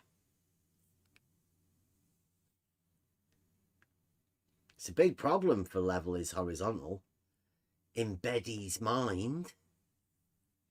Because I'd say it's level would be horizontal in Antarctica too. It's not really much of a problem. And like I see why I should be bothered about level is horizontal, right? I'm sure level being horizontal can stick up for itself. But Beddy thinks it's some sort of theory that we've developed that's got something to do with us. I'm not sure what's going on with Beddy at the minute, but anyone ever heard of you know, like when we were listening to it the other day, did anybody hear that Beddy when we were listening to Blue Marble, were you aware of the problem that Antarctica faced for level is horizontal? Anyone? I didn't hear that. No. That there is a problem with Antarctica. And Beddy thinks that I missed it out because I was scared of it, or, you know, like, but I was telling him I'm completely unaware of it. So here's the replies, right? I say, I wasn't bothered about your slides because they weren't related in any way to either the discussion or the argument. I was wondering if you'd comment on the fact that you were called out as being a fake logician. What's happened to you? Has the model affliction caused you to start having these discussions with your wife? Is she on the suspect list, or has she found her belief in level being horizontal being crushed by the weight of the evidence to the contrary? The real globe is where we all live. Horizontal is part of that. Level is horizontal is part of that. Go be at peace with your globe. To which Beddy says, the slides were essential to the argument. I showed how the level Earth has two south poles. Those slides showed that there is just one south pole. Did you not know that? You can call me any names you like. The referees for my academic publications have a different view. So, he's this sombrero type thing was part of his argument against level is horizontal, and the Antarctic thing with the slides for the woman were also part of his argument against level is horizontal. But I'm not so sure anybody was aware of this. He might have completely missed this thing while he was over at Blue's. I bet even Blue wasn't aware that he was making an argument against level is horizontal by stating Antarctica. Some woman made a trip on Antarctica, therefore level is not horizontal. And this is the map that he's talking about with two south poles. one at each end of this ridiculous thing that he did. He's drawn a stupid drawing and then stated that's a problem for the level is horizontal theory. This isn't even the best bit, right? It does get even better than this. Essential part of his argument. Like, everybody missed the argument he was making. I said, calling you a dogmatic globe logician is accurate. Showing your argument, frantic bunny is how we prove the dogmatic globe. I wasn't aware that you made an argument against level being horizontal, to be honest. I thought you'd been dared to post that ridiculous drawing in the Blue Marble Science server for a boys' club joke. I'm sorry if I was mistaken, but you'll need to represent it again, represent it, as I don't think you exactly made a point or argument that anyone else can relate to. Please go in peace with your dogmatic globe. Betty says, the argument is perfectly valid. If you think not, show me how, rather than post childish insults. And why is the diagram ridiculous? The sombrero two-pole thing. It represents exactly how the Earth would look if level were horizontal. But the Earth does not look like that. Therefore, level is not horizontal. Do you not understand the elementary logic? I thought you pretended to be logicians. So let me go over that again, right? The argument is perfectly valid. If you think not, show him, right? Like I'm saying, I don't even know what argument he's made. So we'll try and unpack it, Betty, if you're listening for your review in the morning. Timestamp this for us, because this is the good stuff. He says, why is the diagram ridiculous? Let's go back and have a look out. He says, it represents exactly how the Earth would look if level were horizontal. Let's have a look. This is exactly how the Earth would look if level were horizontal. He's got two south poles. It says true world map. Like Betty said, if anyone believes this, they'd have to be crazy. Well, Betty drew it. It's part of his argument. And because the Earth doesn't look like this, what does he say?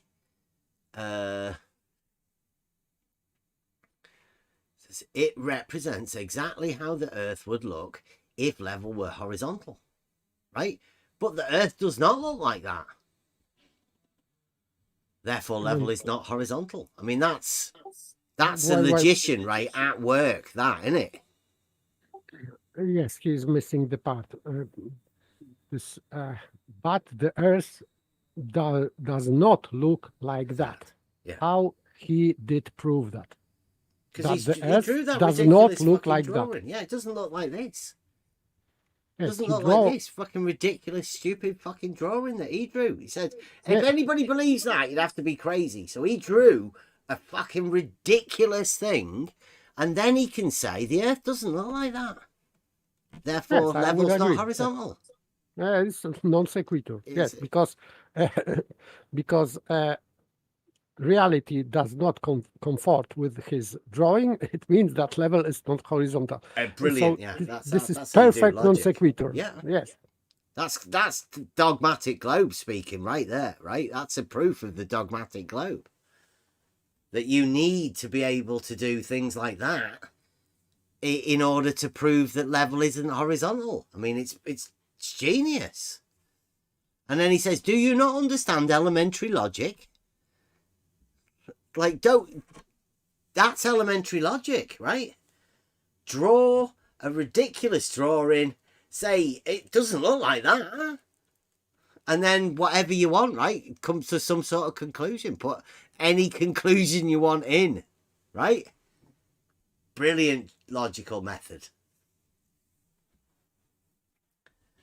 And then Betty, Blue Marble Science comes in, says, all Bev has is a propensity to invent fake terminology, make false claims, and accuse others more skilled than he is of some form of deception. Arguing with him is hardly worth the effort, to be honest, apart from entertainment value. That's in support of Betty and the ridiculous drawing proof method. Betty says, I'm up for the entertainment value. So Betty's in this for entertainment. So let's go. I'm up for entertainment too. And this is... You'll like this. It's doing some advanced simplicity. So here we go. Feast your eyes on some of the... I tell you what we'll do. I'll put that on there because the Discord's a bit better. It's better print. You can read it a bit better, you guys. There you go. So... These are Betty's comments. I'll just pull them straight from the YouTube. If anybody wants to check on this, see that I'm not altering them or whatever, just go and look on the video from last night. So, Betty, logic, full stop. Logic. Number one, premise one. If the Earth is a globe, then no verticals are parallel. Number two, if no verticals are parallel, then level is not horizontal. Hence, 3. If the Earth is a globe, level is not horizontal. But 4. The Earth is a globe. Therefore, 5. Level is not horizontal. QED. That's advanced simplicity for you. Is that argument valid? 100%. No. It's 100% not valid. Yeah. Okay. Do you want to have a go at breaking it down? This is affirming the consequent for us. So he's affirming that globe is not, that the Earth is not a globe because the Earth is not a globe.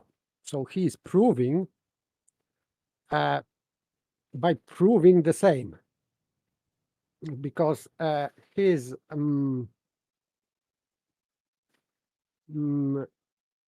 hence this third, if the Earth is a globe, level is not horizontal, but the Earth is a globe. So this is his proof stating that Earth is not a globe, because I don't know why. He didn't. This is just a statement. This is not. No, he's stating that level is not horizontal. QED. No. So, sorry. He is trying to disprove that level is horizontal using the affirming the consequent, because yeah, exactly. That's what we want to point out to people, right? Yeah. There's modus ponens and modus tollens. Modus ponens is... Come on, paper. Work with us. Wait a second. Affirming... First, affirming the consequent... Antecedent. Yes, but in order to, because this is not just affirming the antecedent because you want to affirm the antecedent. No, yeah, I know, yes, right. It's if P, then Q, right? That's the standard setup of your logical argument, right? Now, within a modus ponens, you affirm the antecedent because the relationship's already there. If P, then Q. So you affirm the consequent by affirming the antecedents, right? Absolutely, yes. So you start off by affirming the antecedent. Then the other one is modus tollens. What do you do in modus tollens? You are denying consequent Denying consequent, right? In order to deny antecedent. Okay, so modus ponens is affirming the antecedent to affirm the consequent, and you deny the consequence in order to deny the antecedent in a modus tollens, right? In this particular statement of what Beddy's doing, you can quite clearly see through the words that he's wrote down, a logician, Beddy, the proofless logician, what he's doing, you can see very clearly, he's affirming the consequent. That's a logical fallacy. You don't do it that way round. He's just affirming the consequent. And by the way, he is using these numbers 1, 2, 3. This is not a syllogism. This is separated or separate modus. Modus is in plural. So first modus we have, if the Earth is a globe, then no verticals are parallel. So it has to be, and he is denying this because he says in third sentence or conditional that because we know that the Earth is a globe, therefore it is proven that no verticals are parallel. So he is just repeating conditional as true because he's saying that this is true. And this is not what modus ponens or whatever. Modus ponens or modus tollens, right? He's making a logical fallacy by affirming the consequent. You cannot just say that this is confirmed because you have to check it. So modus ponens or tollens is to check. He's put QED there though, right? I mean, everybody knows that's been demonstrated. Yes, he is trying to convince people that by saying that it is a globe, because it is a globe in reality, that this is a proof. No, it is not. He's trying to fool people he's a logician. That's not logic at all. It's a fallacy. He's just wrote down a fallacy. Yes, so he's just stating thing, and he thinks maybe that just by stating that it is a globe in reality because he said that this is affirming the premise or antecedent. No, it is not, or denying. You have to do that, and in order to do that, you have to use other means. So that's why it is invalid. 100% invalid. Yeah. If this, then level's not horizontal. If this, then level's not horizontal. If, well, this, then level's not horizontal. It's like, well, yeah. Not much of a logician. And he says, is that argument valid? Right, well, let's have a look at it again, a little bit more closely. First statement. If the Earth is a globe, then no verticals are parallel. Okay. Is that the sort of thing you can just say? In conditional, yes. Because if he's talking about spherical shape, yes. So these lines on their model, dogmatic model, would be there will be no verticals in first place, but they are calling this divergent or convergent verticals. But this is conditional. We have second conditional. If this second conditional is consequence of first, because this is chain. If no verticals are parallel, so his consequent in first statement becomes antecedent in second conditional. So he's making chain, let's say, chain logic. And why? This is speculation. So in speculation, you can do that. But is it a non sequitur though? It is sequitur. Between first and second, it is sequitur. In, let's say, their understanding of model, etc. Well, no, because it's just got no verticals being parallel, right? So that's verticals not being parallel. Then, yes, so why is a consequence of that or following from that? Why can level not be horizontal?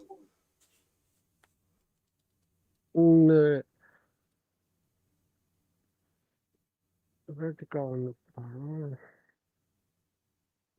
It is not sequitur. Yes. Yeah, non sequitur. It just yes. makes no sense for him to associate them two things together. They don't. Yes, so that would be non sequitur within a second statement. Yeah. Because it doesn't imply.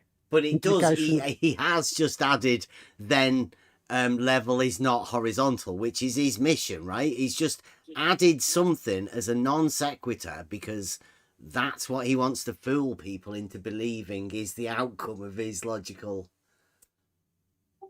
argument. But still, let's leave the second sentence now and go to third. Because if the Earth is a globe, level is not horizontal. Yeah. Which is non sequitur because because he's added a non sequitur in the second statement. Yes, right? yes. So this is consequence of non sequitur. But in that third sentence, antecedent is the Earth is a globe, and consequent level is not horizontal. Yes, that would in this very third sentence. We to confirm antecedent, the Earth being a globe, you have to measure it, to make some experiment, test, or whatever. Then you can say that, okay, we tested our antecedent. We know that the globe is a globe, it's spherical, and therefore our consequent is true.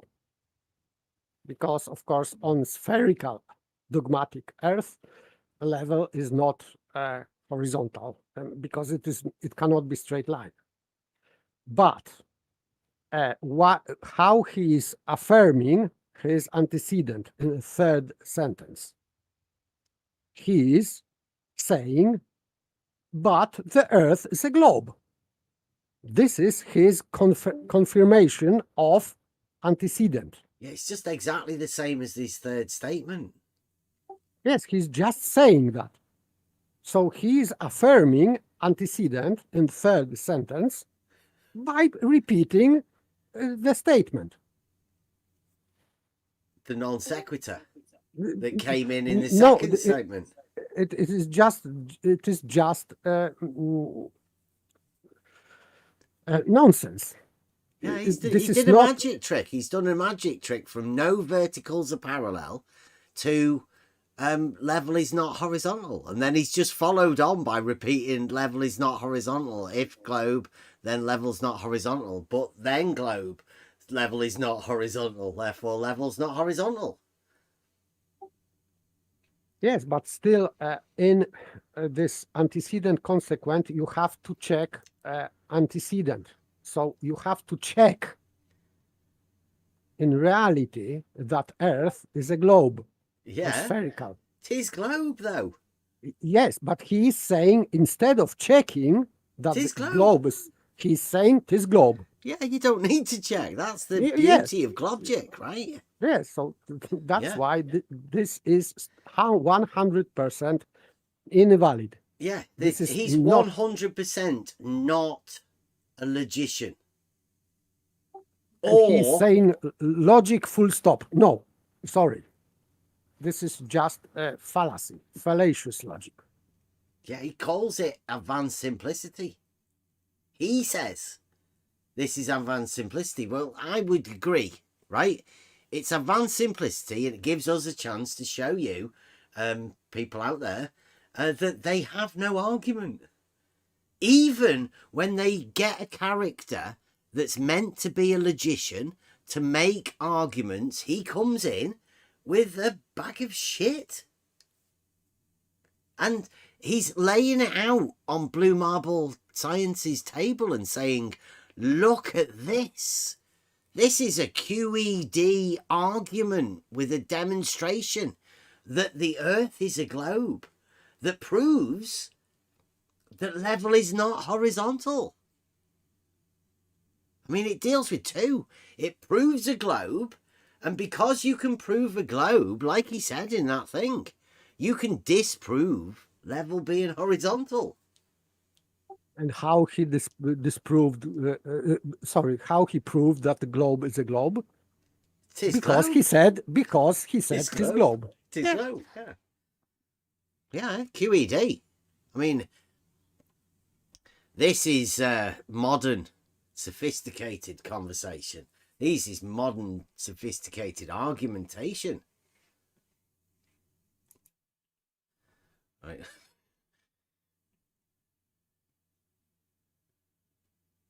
I said, right now, because this, I don't know whether, anybody else has noticed it.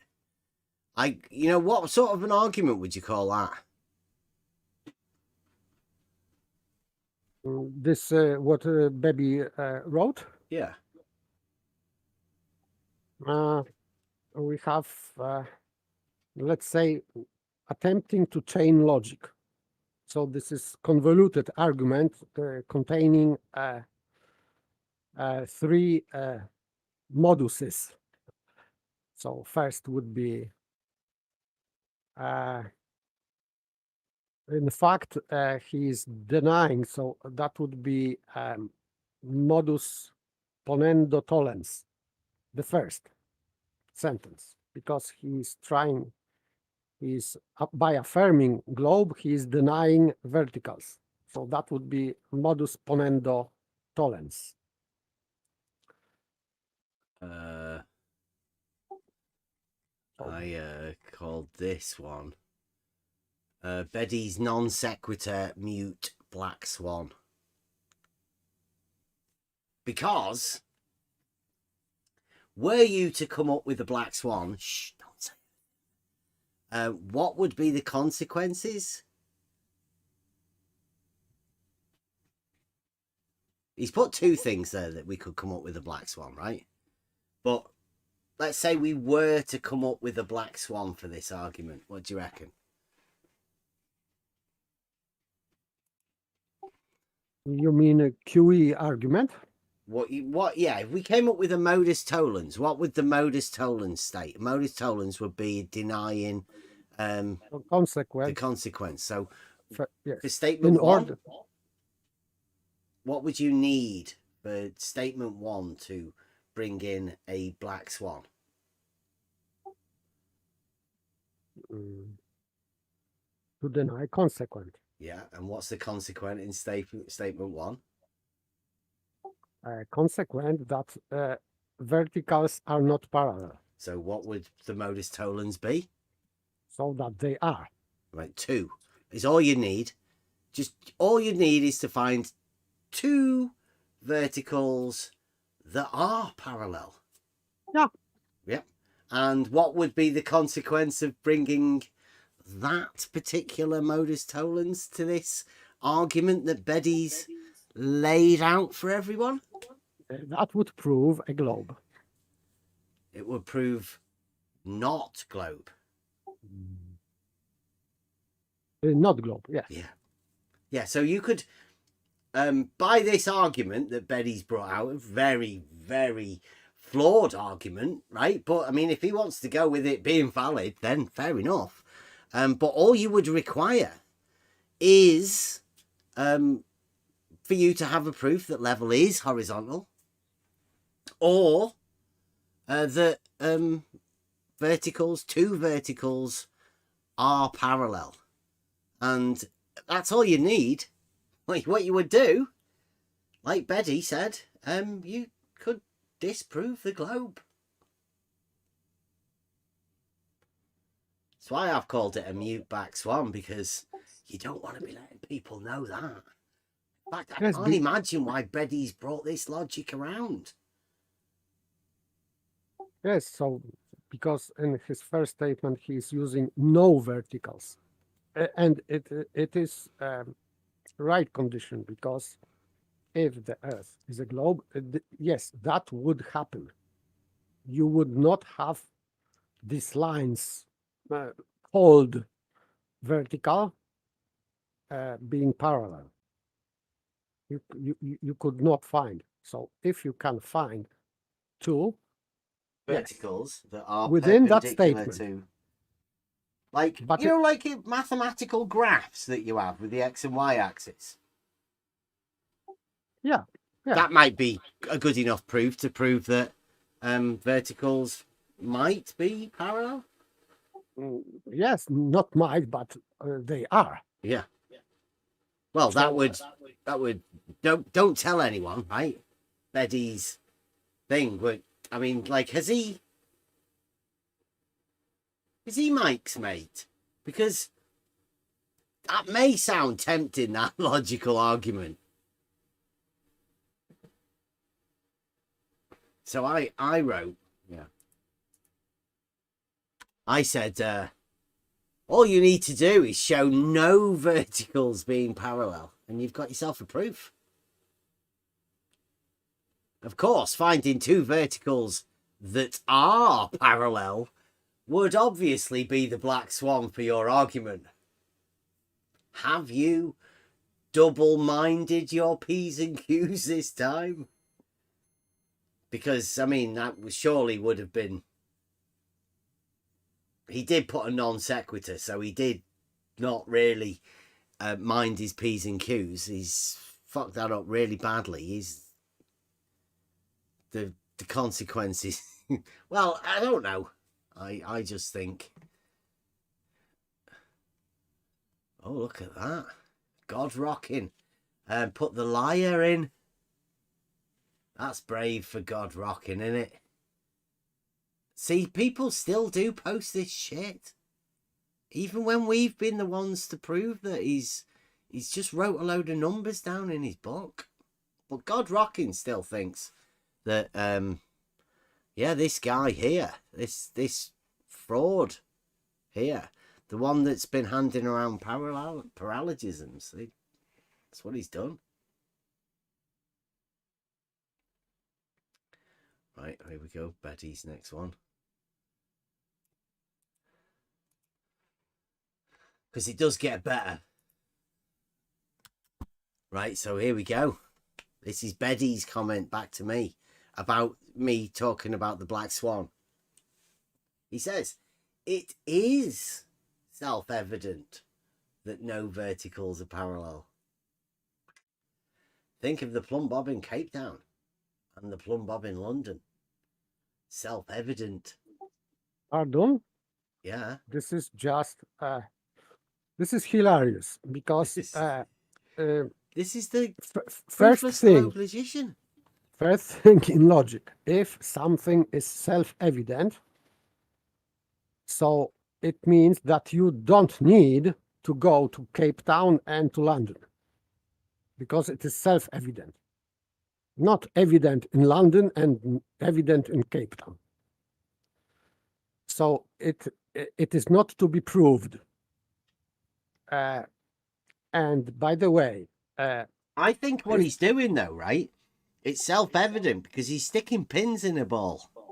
Yes, but still, when the first part is he's not understanding, seemingly, what self-evident means. Because self-evident, you cannot, you can, self-evident, it means that you are hanging to, like on your whiteboard, you are hanging two plumb bombs. Okay, they are vertical, they are parallel. This is self-evident. But he is using Cape Town and London. You have no way to check if they are parallel or not from that distance. So he makes his own example not self-evident. So he's contradicting his first sentence. Because yes, you cannot see both. In Cape Town, you cannot compare them like you can on whiteboard, for example. You can compare, you can check if they are parallel. Okay, this is self-evident. So self-evidence works against his argument. it's an axiom, right? A self-evident truth is an axiom, right? You that's where you start off from. I mean, you could prove it, but there's no need to prove it because it's self-evident, right? But you can demonstrate. So you can demonstrate two plumb bombs being parallel. But you cannot demonstrate two plumb bombs in Cape Town, one in Cape Town and the second in London, that they are not parallel, or even that they are parallel. You cannot anything prove. You cannot prove anything. Or they are parallel, or they are not parallel. If one of them is in London and other is in Cape Town.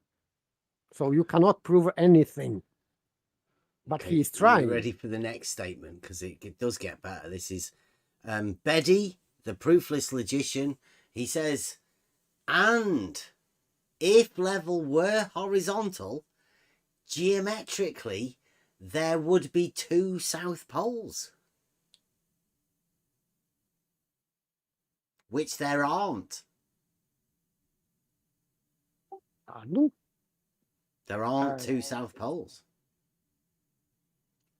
How he should provide any inference for that? How he make that conclusion? Because this is for me just jumping into some weird conclusion. Yeah, we're going down a rabbit hole, aren't we? Of like nut sacking. Like I don't know what's happened. At the beginning, Beddy managed to do okay pretending he was the proofless logician, right? At least there was some semblance of something logic, right? But it seems that just recently it's fucked off. Like seriously, what's he talking about? If level were horizontal, geometrically, there would be two south poles, which there aren't, says Beddy in the conversation. This is just weird, because what this level being horizontal has to do with poles. I cannot see connections. Like, I don't know where he's going. Like, in his mind, he's troubled, obviously. And he says, but you mischievously remove the slides showing just one south pole, which was the bit he was talking about that woman. Like, I wasn't aware that that was part of his argument, right? So can you get to see what's going on here, right? He's drawn a drawing that it looks like a sombrero, right? That's got two south poles. He then did a slideshow about some woman where it showed that there's only one south pole, which is part of his argument. So if level were horizontal, geometrically, there would be two south poles, because he drew that picture with two south poles. But there aren't, because he did a slideshow over at Blues showing there's only one. Therefore, level isn't horizontal. And he says, naughty, logicians should start by being honest. After writing that, finishes it off with, logicians should start by being honest. On the level here, Betty. I don't know what we've got to be dishonest about. We weren't aware of there being an argument of you drawing some stupid shit and then disproving it with a slideshow over at Blues. Like, I'm still not quite sure how that's an argument, but obviously something's going on inside your head at the minute, Betty.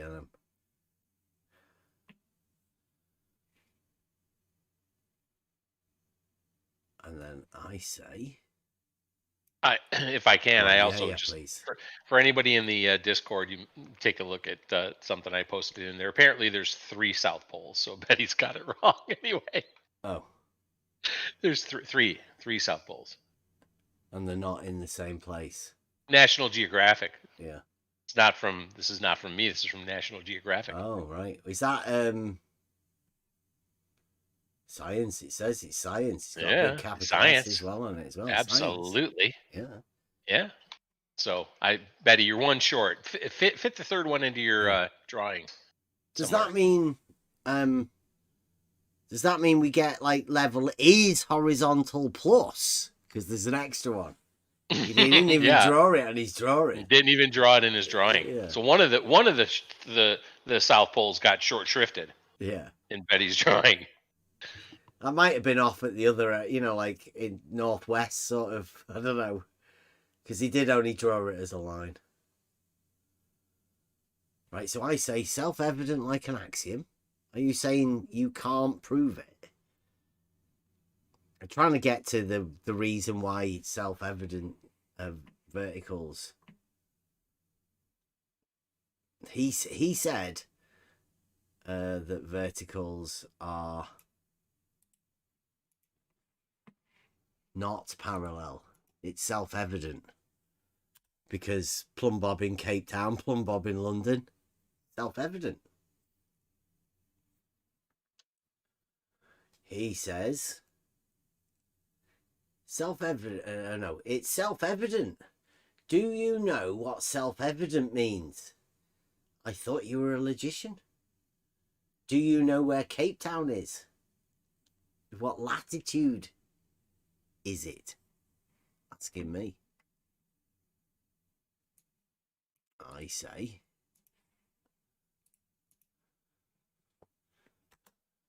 I'm well aware of self-evident truths. I'm asking you if you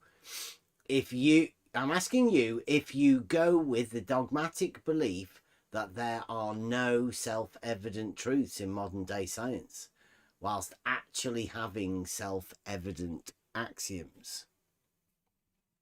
Because I'm not too sure whether Betty's aware that they got rid of all of the self-evident.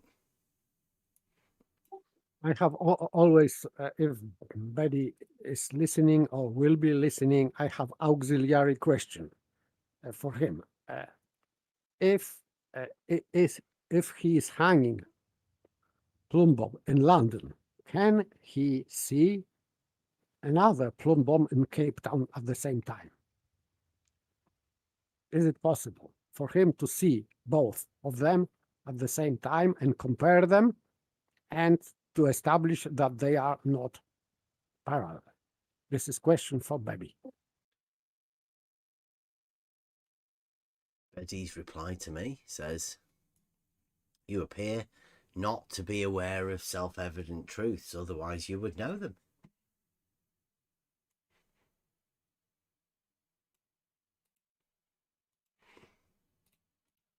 I say, I am aware that all horizontals are parallel is self-evident and provable. I'm aware that no two straight lines cannot enclose a space is self-evident. Are you okay? Please stick to your argument and tell me why you say that verticals being parallel is self-evident, please.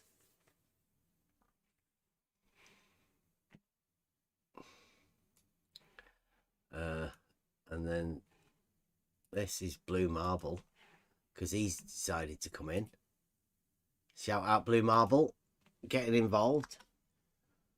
Blue Marble says, verticals at Uncompahgre and Mount Ellen diverging by 2 degrees, 21 minutes, 10 seconds.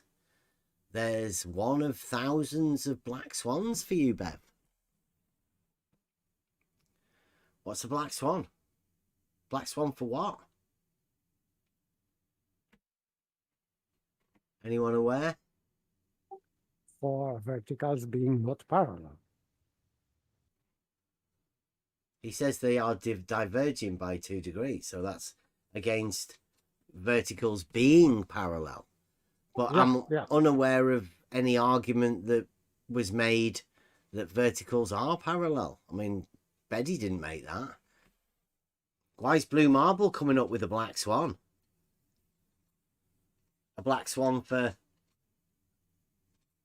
verticals being parallel that nobody ever made. No, but Betty hasn't even made that argument.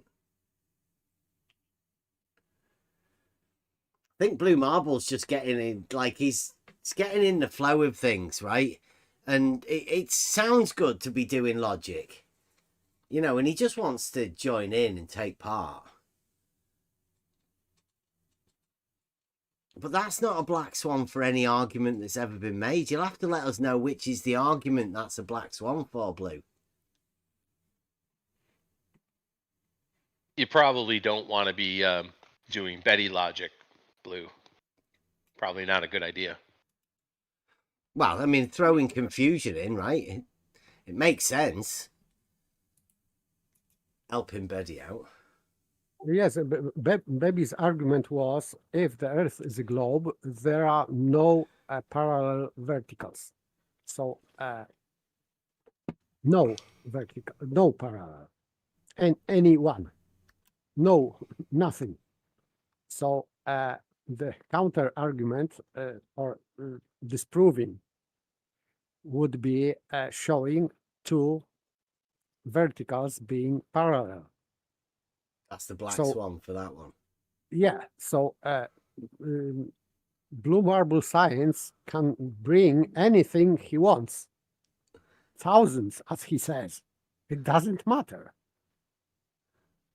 The plumbobs hanging on Bev's whiteboard are black swan, and it is disproving the globe. Yeah, they're both perpendicular to the same level. Yeah. Unless they want to say they're not perpendicular to the same level.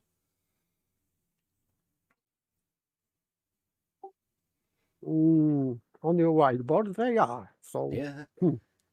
They have to prove that level is at different location is different level than in previous location. This is the same thing like plumbobs in Cape Town in London. So impossible. Right, so Betty, this is a reply to the fact that I am aware that all horizontals are parallel is self-evident, and I'm aware that no two straight lines cannot enclose a space is self-evident. So which Betty says, in which case lines of longitude do not converge at the South Pole. Indeed, do not converge anywhere. Is that why you passed over the slides about Felicity Aston and the South Pole? That would explain it. But as I said above, do you think that was honest? Are you an honest person, Bev?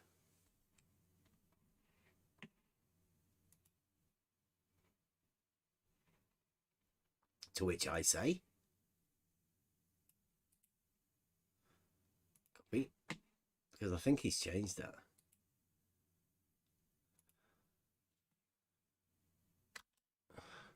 Lines of longitude and latitude are perpendicular, aren't they?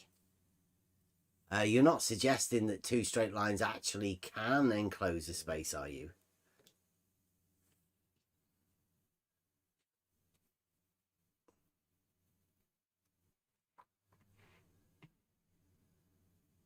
God Rockin thinks I'm sound insane.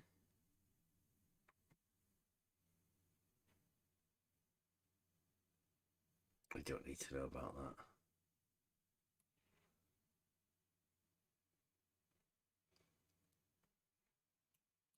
Eddie's reply is they curve across the surface of the Earth. This is lines of latitude and longitude. He said, so I say lines of longitude and latitude are perpendicular, aren't they? You're not suggesting that two straight lines can actually enclose a space, are you? But he says, they curve across the surface of the Earth, obviously and self-evidently. Lines of longitude and latitude. Otherwise, how could lines of longitude converge at both the South and North Pole? Did you not know this? Where did you go to school? Obviously an evident advanced simplicity. Happy to present to you on the subject of Antarctica any time.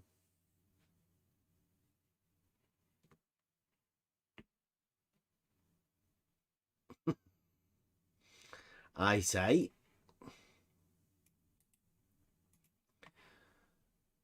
because he seems to be going off track a bit. I say, if they curve, it's self-evident they're not straight then. Thank you very much. Can you remind me of the point you were making? So longitude and latitude are curving lines. And if they're curving lines, they can't be perpendicular. So latitude and longitude are not perpendicular. Not possible for them to be perpendicular because they're not straight. Straight lines are perpendicular. Can you remind me of the point that you were making? Betty.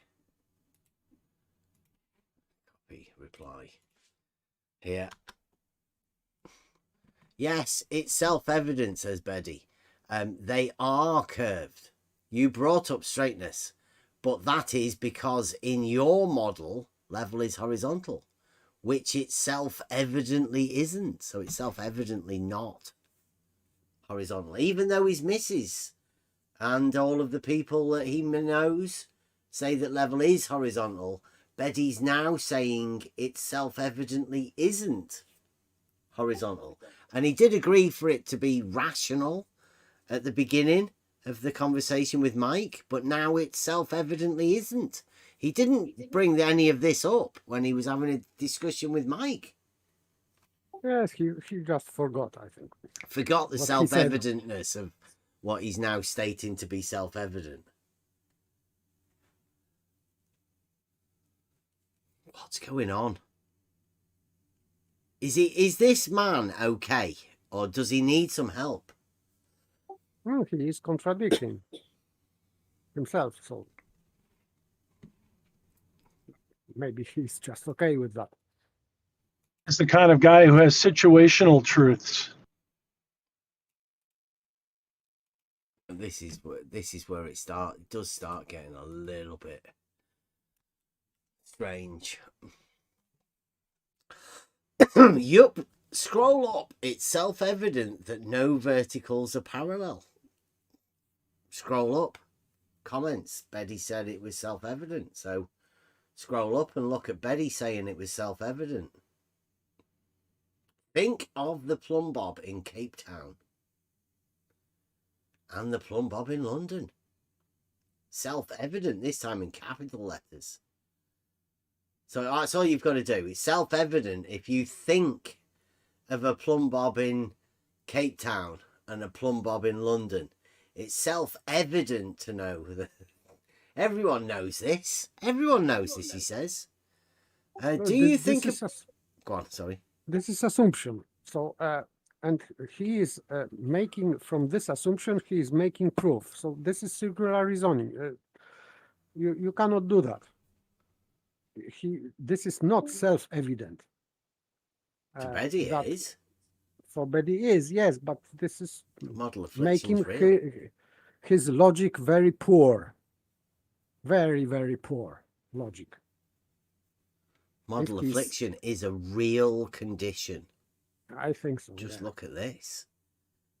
He's gone from having a conversation with Mike on Saturday and agreeing that it's rational to believe that level is horizontal to, what are we on, Thursday, midweek? And now he's saying it's self-evident that what he agreed was rational is now not. All because, I think, because he's been talking to Blue Marble scientists. It's dangerous. Conversing with a Blue Marble scientist, particularly when you're in the state of a nutsacking or a possible nutsacking, can lead to a serious case. We never know the full outcome of these things. People normally just disappear. I don't know what happens to him. We don't know what happened to George. I think they all left him. And obviously he'd been turned against us, so he couldn't even really come and talk to us about it. And I fear it's going to be the same for Betty, like it was for Jesse Kozlowski and Jeff and Ranty. They just can't come and talk about it, and they just have to leave. Jesse Kozlowski, gone. And he says, right, everybody knows this. Do you think that a plumb line in London is parallel with a plumb line in Cape Town? No one believes this except a small band of internet weirdos. Mentioning no one specifically, Bev, you should read a logic textbook. You really should. So his proof that this is self-evident is because no one believes. So this is supporting his self-evidence, because he says that everyone believes that plumb bobs in Cape Town and London would be divergent. This is his logic. Sorry. Very poor. I say, are you sure you think that is self-evident? I mean, it's definitely self-evident that circles are not straight lines. But your verticals being evidently parallel needs to be proved, doesn't it?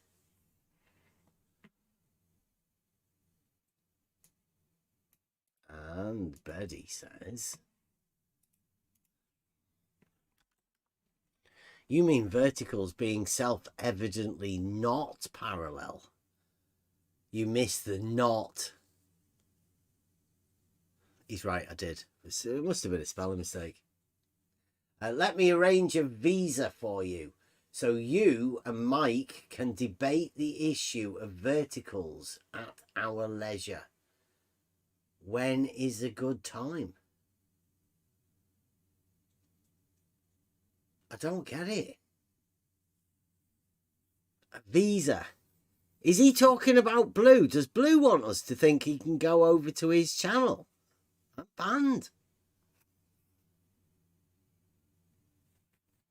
I'm not too sure whether it's wise to be talking to the seriously model afflicted.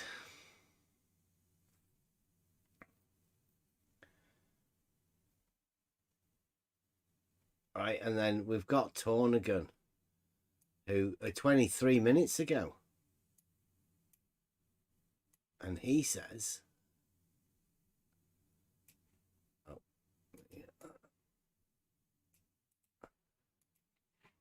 he says, a three-legged one-trick pony show. Not all vertical are parallel because globe. To accept this would destroy your channel. Now, I'm not too aware of YouTube channel destructions, but to accept something because somebody writes something in the comment section of a YouTube channel probably would bring the destruction of a YouTube channel around. If you were to believe everything that people posted, I guess I don't think you'd ever make a YouTube channel. You wouldn't be making much content for much longer after that. So, yeah. But I mean, I like it that not all vertical are parallel because globe. I mean, it makes sense, doesn't it? All you needs to do is just add it's self-evident because Betty said so. No, maybe this guy is not aware that he's changing qualification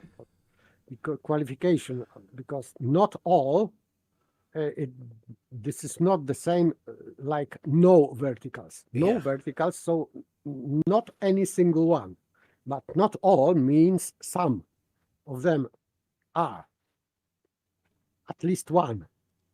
So he might be going against Betty. Maybe. I don't know.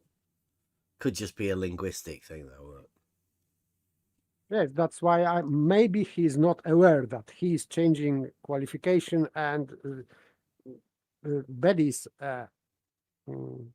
was a categorical statement. No verticals. This is categorical statement.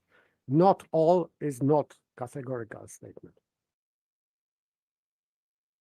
There are no verticals, he put. No. Yeah. He's got not all. There is a difference, yeah, I'll give you that. In logic, this is huge difference because it is opposition. All to not all. Or yeah. Every to some. None and not all. Yeah. Yes, definitely a difference. Yeah. So, yeah, I hope Betty, he doesn't normally watch any of this. And this is very logic heavy tonight specifically, but this is a trivium night. And we really wanted to go over doing some trivium, but I mean, this is one of the things that shows how we deal with this logic, how we formulate it. You may have heard us talking over certain things tonight. We've gone over the use of words, the correct use of words, the way you formulate your premises to structure a logical argument. All of that comes from the trivium. How to place all of these words together in a structure that actually makes sense. Betty and his friends, Blue Marble Science. We are dealing with simple logic here. And it's very easy for people to turn off and switch off.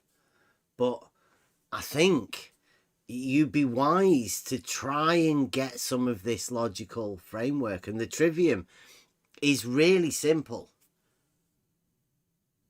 If you can understand this logic, you can easily refute the things that Betty's saying. You won't believe that Betty is a logician if you know the basics of what they're talking about. And that goes not just for logic. The learning the base of logic will help you sniff out bullshitters in everything. Once you can do this, what Betty keeps talking about, advanced simplicity. Once you can do that and you can break logical statements down to simple things,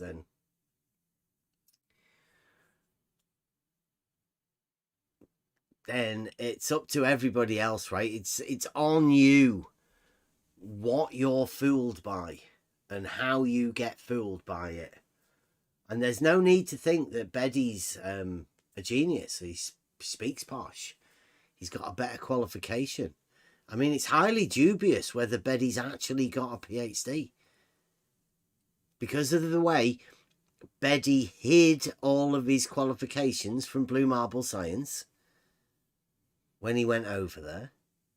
When he changed his argument, he didn't show us any of those slides. He didn't show us the sombrero world map that he'd drawn. He didn't even let us know about his level is horizontal, his argument against level is horizontal. I'm still a little bit unsure about what his argument against level is horizontal is and why we would be bothered about it. Just because I've got a proof that level's horizontal doesn't mean that I have to take every argument that everybody has against level being horizontal. I mean, take it up with level and horizontal yourself. Take it up with the dictionaries that have been telling you lies if that's the way you think. There's no need to come and have a go at me or anybody else on this server, right? I was the one that stated at the beginning that level is a straight line on a horizontal plane. I can prove it. I've proved it to myself with the help of other people in this Discord server. Yeah, I've actually done a test. We walked people through it as we were doing it, but they didn't do it. It was only me and Spot On that actually did the test. I could be lying. Spot On could be lying too. I mean, nobody really has bothered asking us about it. Nobody's bothered going over it. Nobody knows what the test is. Because it's up to everybody to do it for themselves. You'll never really know until you've done it for yourself.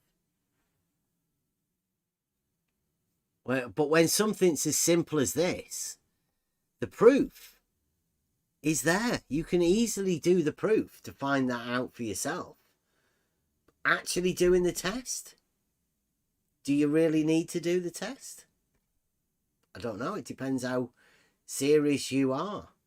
How much you're questioning yourself. How much faith you have in yourself and formulating your proofs. How sure you are of it.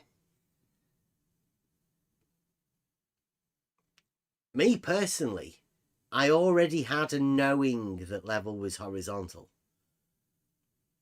But actually going through the process, working the proof out, and constructing the test for us to be able to do it, well, that was a challenge for me personally. I did it. And I was proud of myself for being able to do that. And we can do it again. Loads of times. But I don't need to do it for myself. So if I do it next time, I'm going to be doing it and helping other people. I'm going to be showing maybe Emma or whatever. We'll go down and do the test. But in order for you to do the test, there is a proof that you have to go through, and that's a process for you to logically work out the problem and to find the solution for it.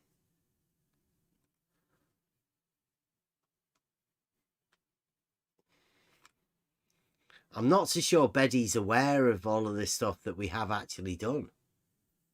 I'm not so sure that most people are aware. They like to think it's a lot to do with definitions and stuff. Well, it's not. It's got nothing to do with definitions. It's got to do with the proof for proving that the definition is correct. If you don't trust the definitions within the dictionary and you want to trust an outside source that you say is contradictory to what definitions say in the dictionary, well, Either you or science might have a problem.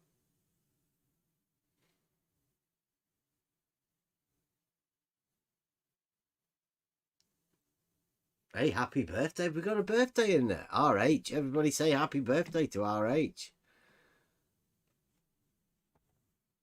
Happy birthday. Yeah, 47.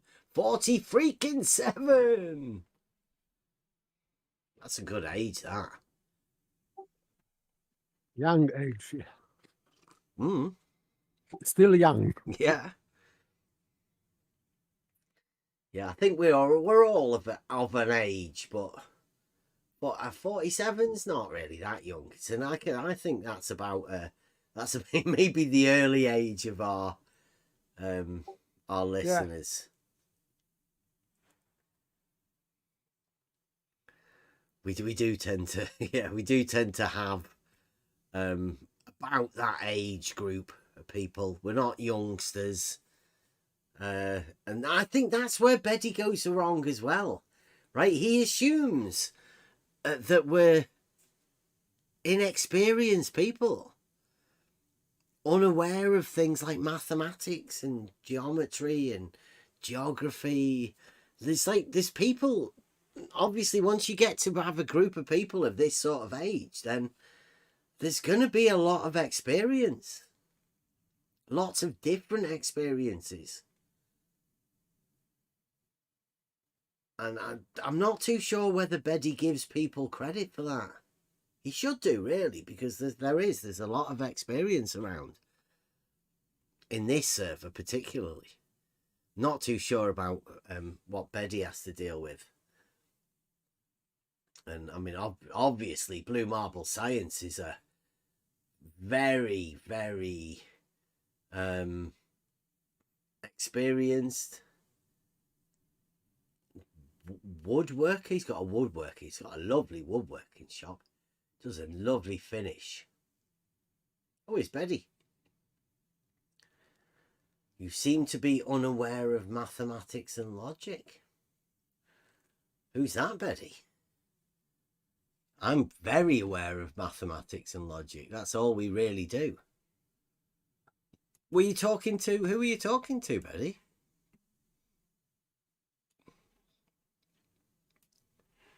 You're here.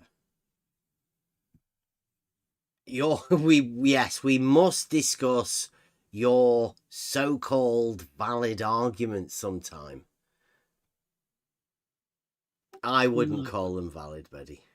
Yes, we were talking about these arguments, and we see them as completely 100% invalid.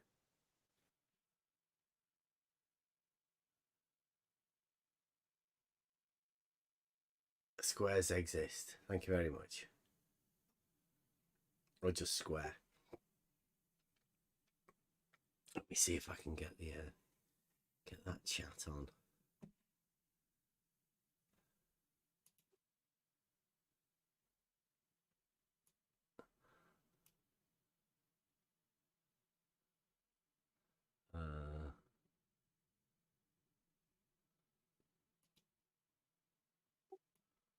You and Paper at Blues because he wants to discuss, but of course you are banned, and Blues says always that I am embarrassment, so I think that he doesn't want me.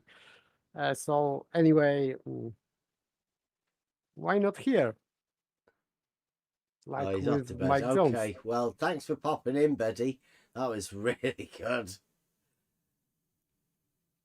It is late, very late. He's had his supper.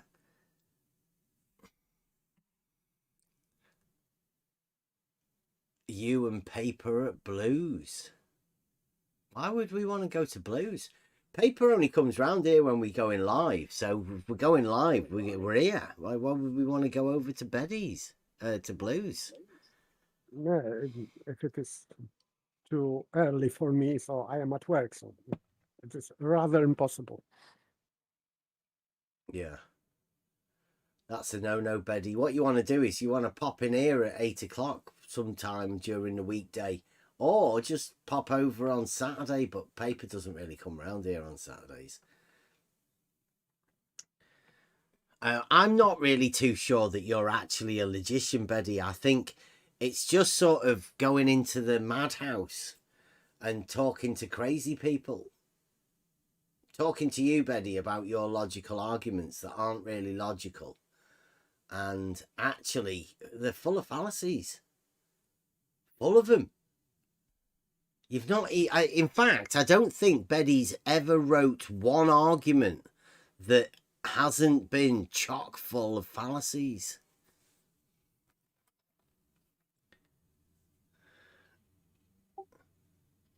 Yes, we discussed your argument, Betty, in detail here. So yeah, we've got what you can do, Blue, Betty. Take the clip of the thing and go over to Blues and you dissect ours and you show us and Blue how they are valid arguments. You can do that on your own, Betty. Go over there to Blue Marbles and pretend me and Paper have already done it. You could pretend we're there already by reviewing what we've done, and you could give Blue Marble a masterclass. Like, stick in for rumpus. Like, become second man, sidekick. You could be Blue's sidekick.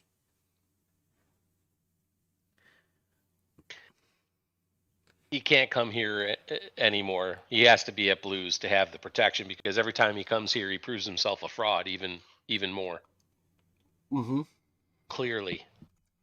Yeah, but he wouldn't have a chance to clip all of the stuff, would he? And not say yeah, things. So he'd have to be very careful about what he's saying. Betty, I don't think you're actually a logician. I mean, me, an amateur, beginner, I've only been at this for, all my life. But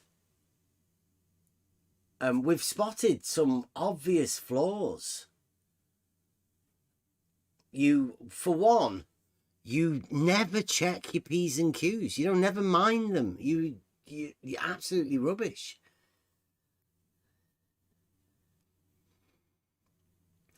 I'll say it as well, Betty. Yep. You're a fraud. You're not real. You're not a logician. Not a real logician. You might get away with being a Blue Marble logician. Yeah, here comes the how dare you? Yeah. How dare you? Yeah, it's pretty evident. Evidence. Pretty evident. Mm-hmm. You spotted no flaws. You think you spotted them. It's chock full of them, Betty. There's not much way that you can get around it. You've wrote a load of shit. They're not arguments. They are chock full of fallacies.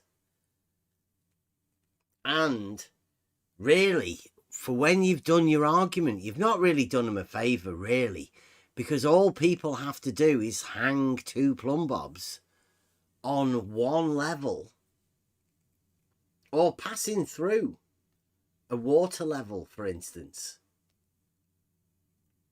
and they would be perpendicular. They would definitely be perpendicular to the water level. Yes, and that would disprove his first sentence. Yes. If Earth is a globe, it means spherical shape. Therefore, no verticals are parallel.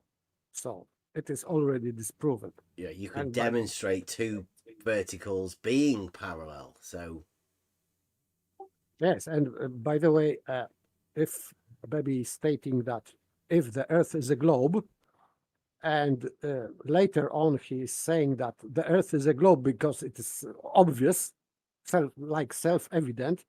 So why he is using this in argument? Because it doesn't make any sense.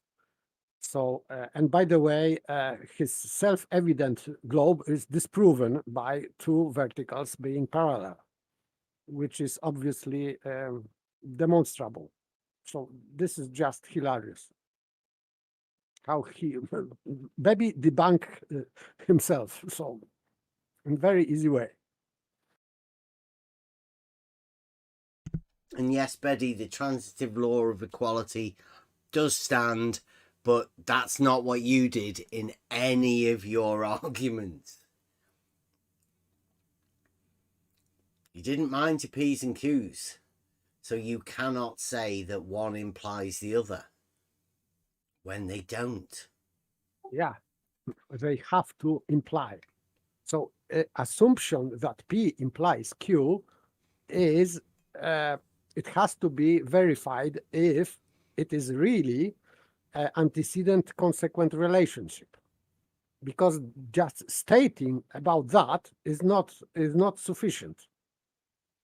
Maybe in modern logic it is sufficient, but if we are dealing with reality like real shape of the globe or of the earth, or real verticals in reality, so this implying just speculatively that P implies Q, it is not sufficient. Sorry, baby.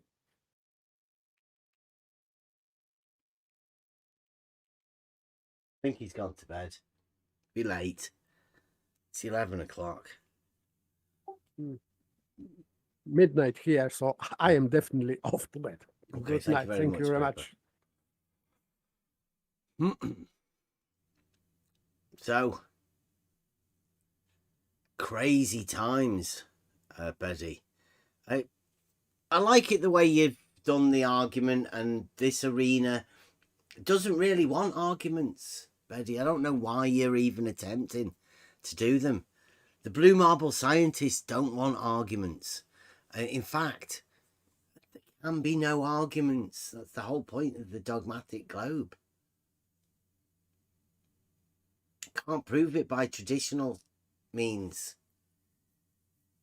You've got to have ingenuity, and you, Betty, haven't got any. And Betty, please don't pressure your wife.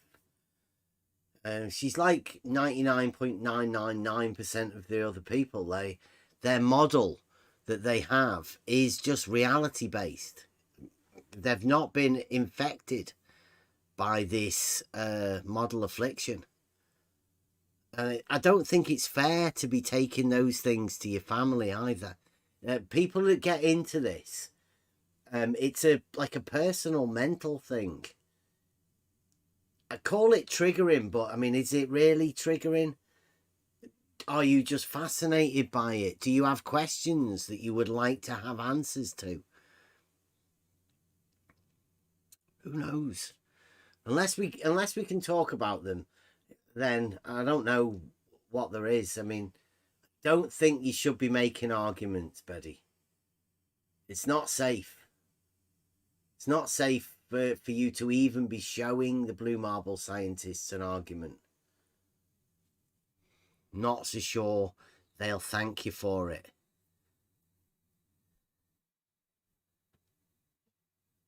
And, of course, showing two verticals being parallel would have dire consequences if your logic was valid, Betty. That's what you've got to face. The fact that if you validate your own argument, then all somebody has to do is show you two verticals that are parallel. And now you've got to have a serious faith in your model to imagine that you can deny people showing you verticals that are parallel.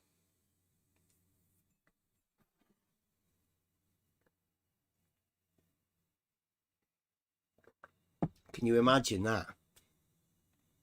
Set up an argument saying that no verticals are parallel, and somebody says, what about these two here? And you'll have to say, nah, they're not vertical, they're not parallel. Yeah, not that. Like, how? Why are they not? Well, they can't be. It's like, why? Well, it's self-evident that they're not.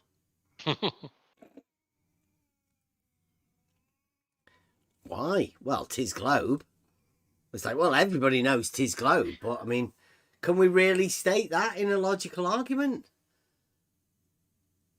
Well, you're going to have to, right? You're going to have to end up now with arguments that state 'tis globe. Oh. Essentially, he did that, which is why I can say what I said about Bebby. As offended as he got with my statement that, in my estimation, he's a fraud. Mm-hmm. Because that's essentially what he did. He said, "'Tis globe," because 'tis globe. That's what he said. And if you It's can not do a that, lot of logic. You've got an exploded logical system, because you could just place Absolutely. anything in there and say 'tis globe. And validate an argument by shouting 'tis globe. I mean, it doesn't work like that, logic. Or it shouldn't work like that, but to a blue marble scientist, a blue marble logician, well, to anybody in this arena, It has to work like that, doesn't it? that's how it has worked, isn't it? Yeah, yeah. Beddy's just using what he's seen. He's using what the blue marble scientists have taught him. And him not actually being a logician, he's applied his not logic to the blue marble science crowd.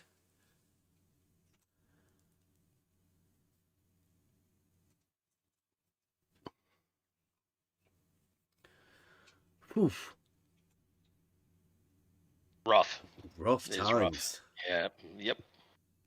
And like we say, what we're doing here, I know there's not many people watching, and this isn't for this sort of crowd, I don't think, anymore. If you're a blue marble scientist, if you imagine you want to stick within this arena and you want to be doing that, like, don't use any of the arguments we use, because you'll soon find yourself out of the arena. And these arguments that we bring are for outside this arena. It's not for people that are in the arena. They're too model afflicted. This is for people outside, normal people, the people you see at work, you know, your colleagues, your family, your friends. That's what we do with here, for real people. And we try not to get afflicted by this model, because the moment you inject the model into the conversation, you end up with cogdis. You will end up with contradictions. There's no way of getting around it.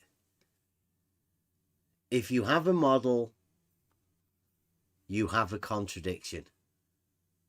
And if you're not willing to hear about contradictions that you generate for yourself, don't come and see us. Try and keep away from arguments, like logically structured arguments, because it won't go well. You can't get your model to fit around logical arguments.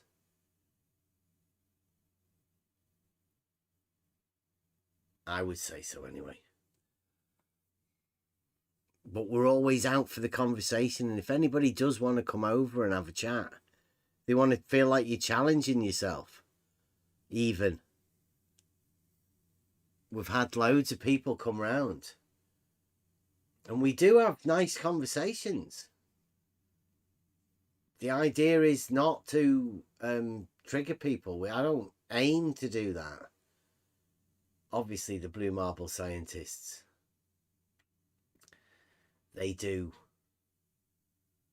get triggered. And I don't intend to. I just want to have conversations with people. But like I say, we're moving out of this arena.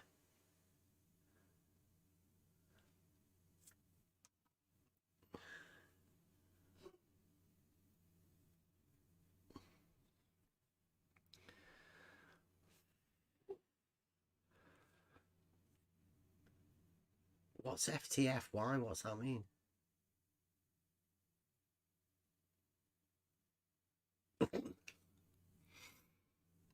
Okay.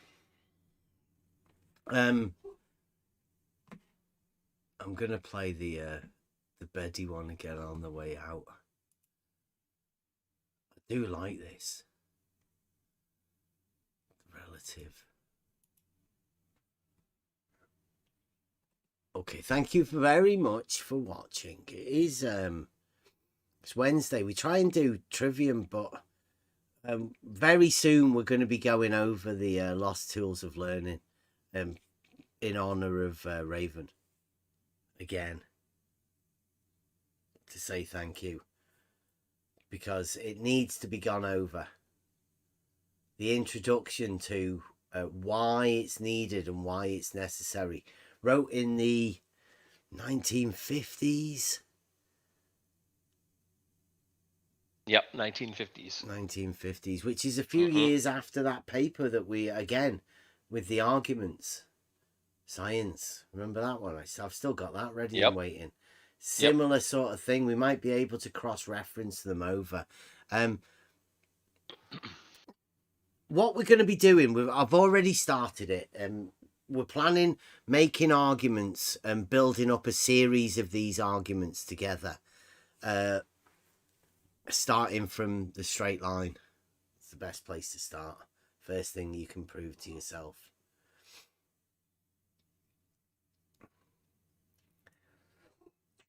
Yeah, thank you very much, Gods. Yeah, we might start doing some later ones for you Americans. I might stay up later. Maybe do one of the weekend. Who knows? Seems to be a popular trend. We will be going over and doing these arguments, make the arguments, but I think it's going to be worth us pointing out for the reason for you to make the arguments, the sufficient cause. There has to be a reason for you to do these certain things in the first place.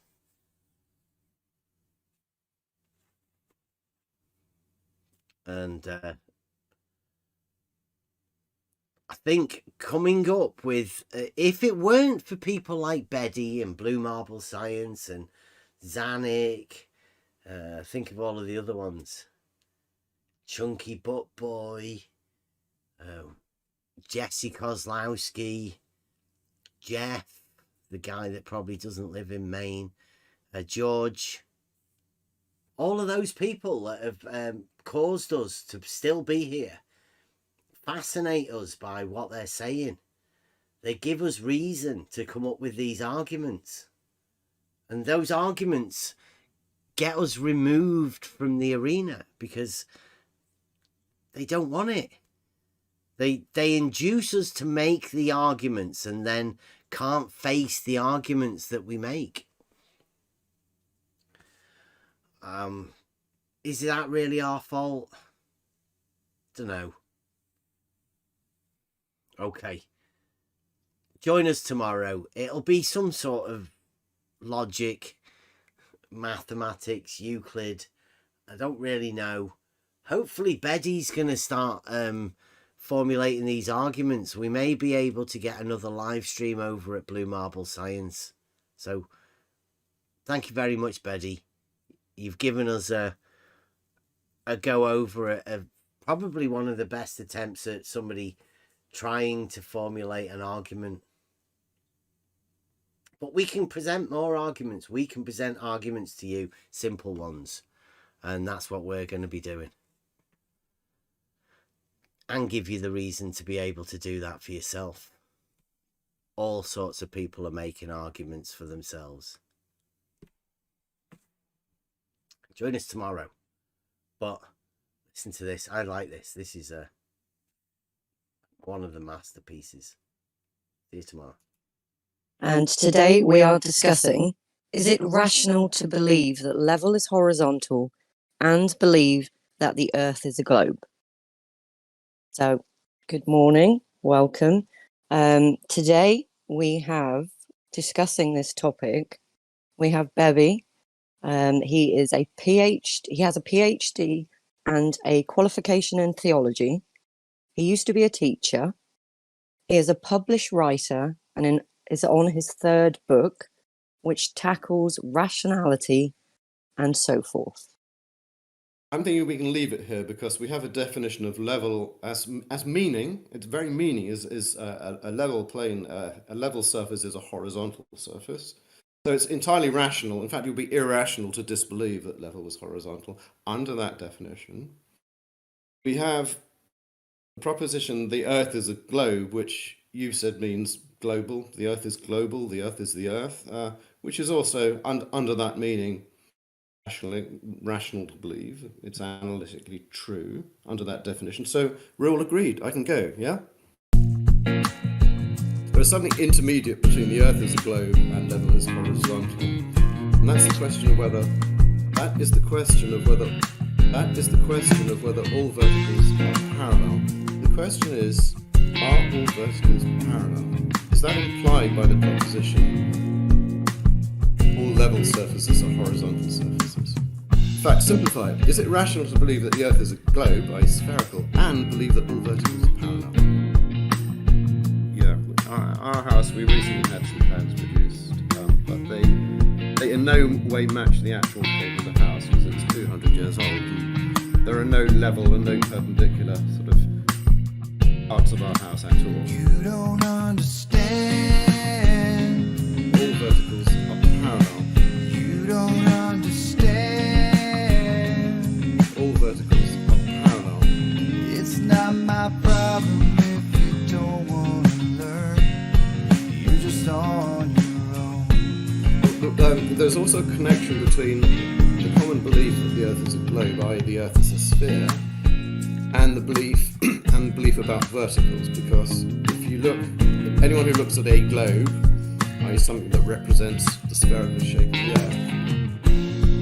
Earth, must surely be recognizing that a vertical in one place cannot be parallel to a vertical in another place. So, excuse me. The question is it rational to believe the first two propositions we talked about, level is horizontal and the Earth is spherical, and also believe that all verticals are parallel? All perpendiculars to that plane will be parallel to one another, from which it logically and geometrically follows that the plane from which it logically and geometrically follows You don't understand. all verticals are parallel. It's not my problem if you don't want to learn. You're just on your own. I said it was irrational to believe both. That is all. It is irrational to believe that the Earth is a globe, i.e. spherical in shape or approximately spherical. I've said this about the fifth time. And to believe that level is horizontal. I would agree with that, yes. It is irrational. So if you believe that level is horizontal and you're a rational being, you'll disbelieve that the Earth is spherical in shape, correct? What if you could prove that level is horizontal? If you can prove that level is horizontal, yes, then you can prove that the Earth is not a globe, or is not spherical in shape. Okay. Yeah. That's all I wanted to get to. And if you can prove that the Earth, contrary-wise, you can prove that the Earth is a globe, you can prove that level is not horizontal. You don't understand. From which it logically and geometrically follows You don't understand. all verticals are parallel. It's not my problem if you don't want to learn. That the Earth is spherical. It cannot both be true that level is horizontal and that the Earth is spherical in shape. That was all I wanted to establish, that those two propositions are not consistent with each other. They cannot both be true. They cannot both be true. You're just on your own. No reason, no logic, no answers to questions. They cannot both be true. You're just on your own. Yeah, so It can't be done. No one can model it. I will pay money if someone actually successfully models this in CAD with a ball and the two logos above it that matches the elevation profiles that have been given by LIGO.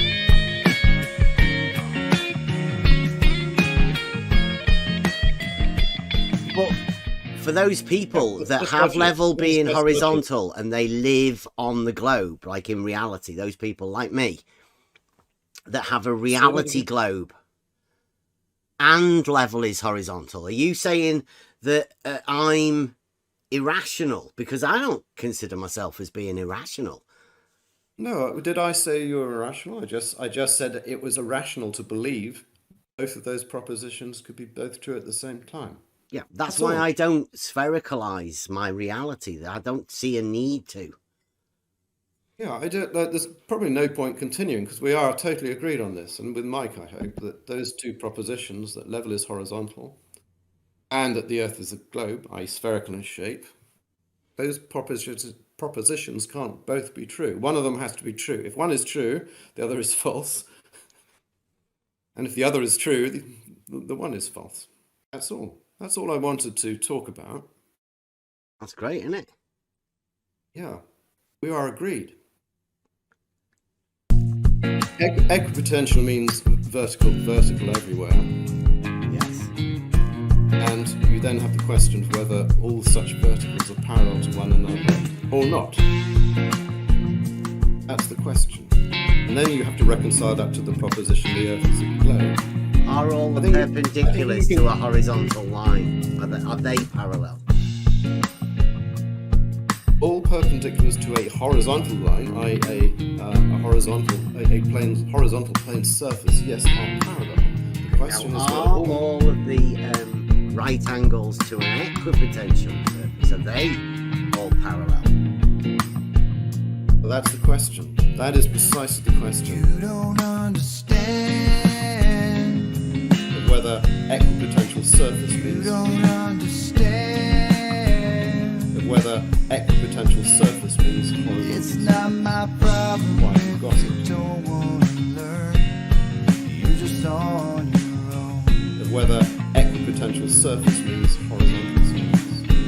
Why you got it? Let's tidy that up. Equipotential surface is one where every perpendicular to that surface at that point is a vertical, right? That does not necessarily imply that all verticals are parallel, does it? But, let me finish here.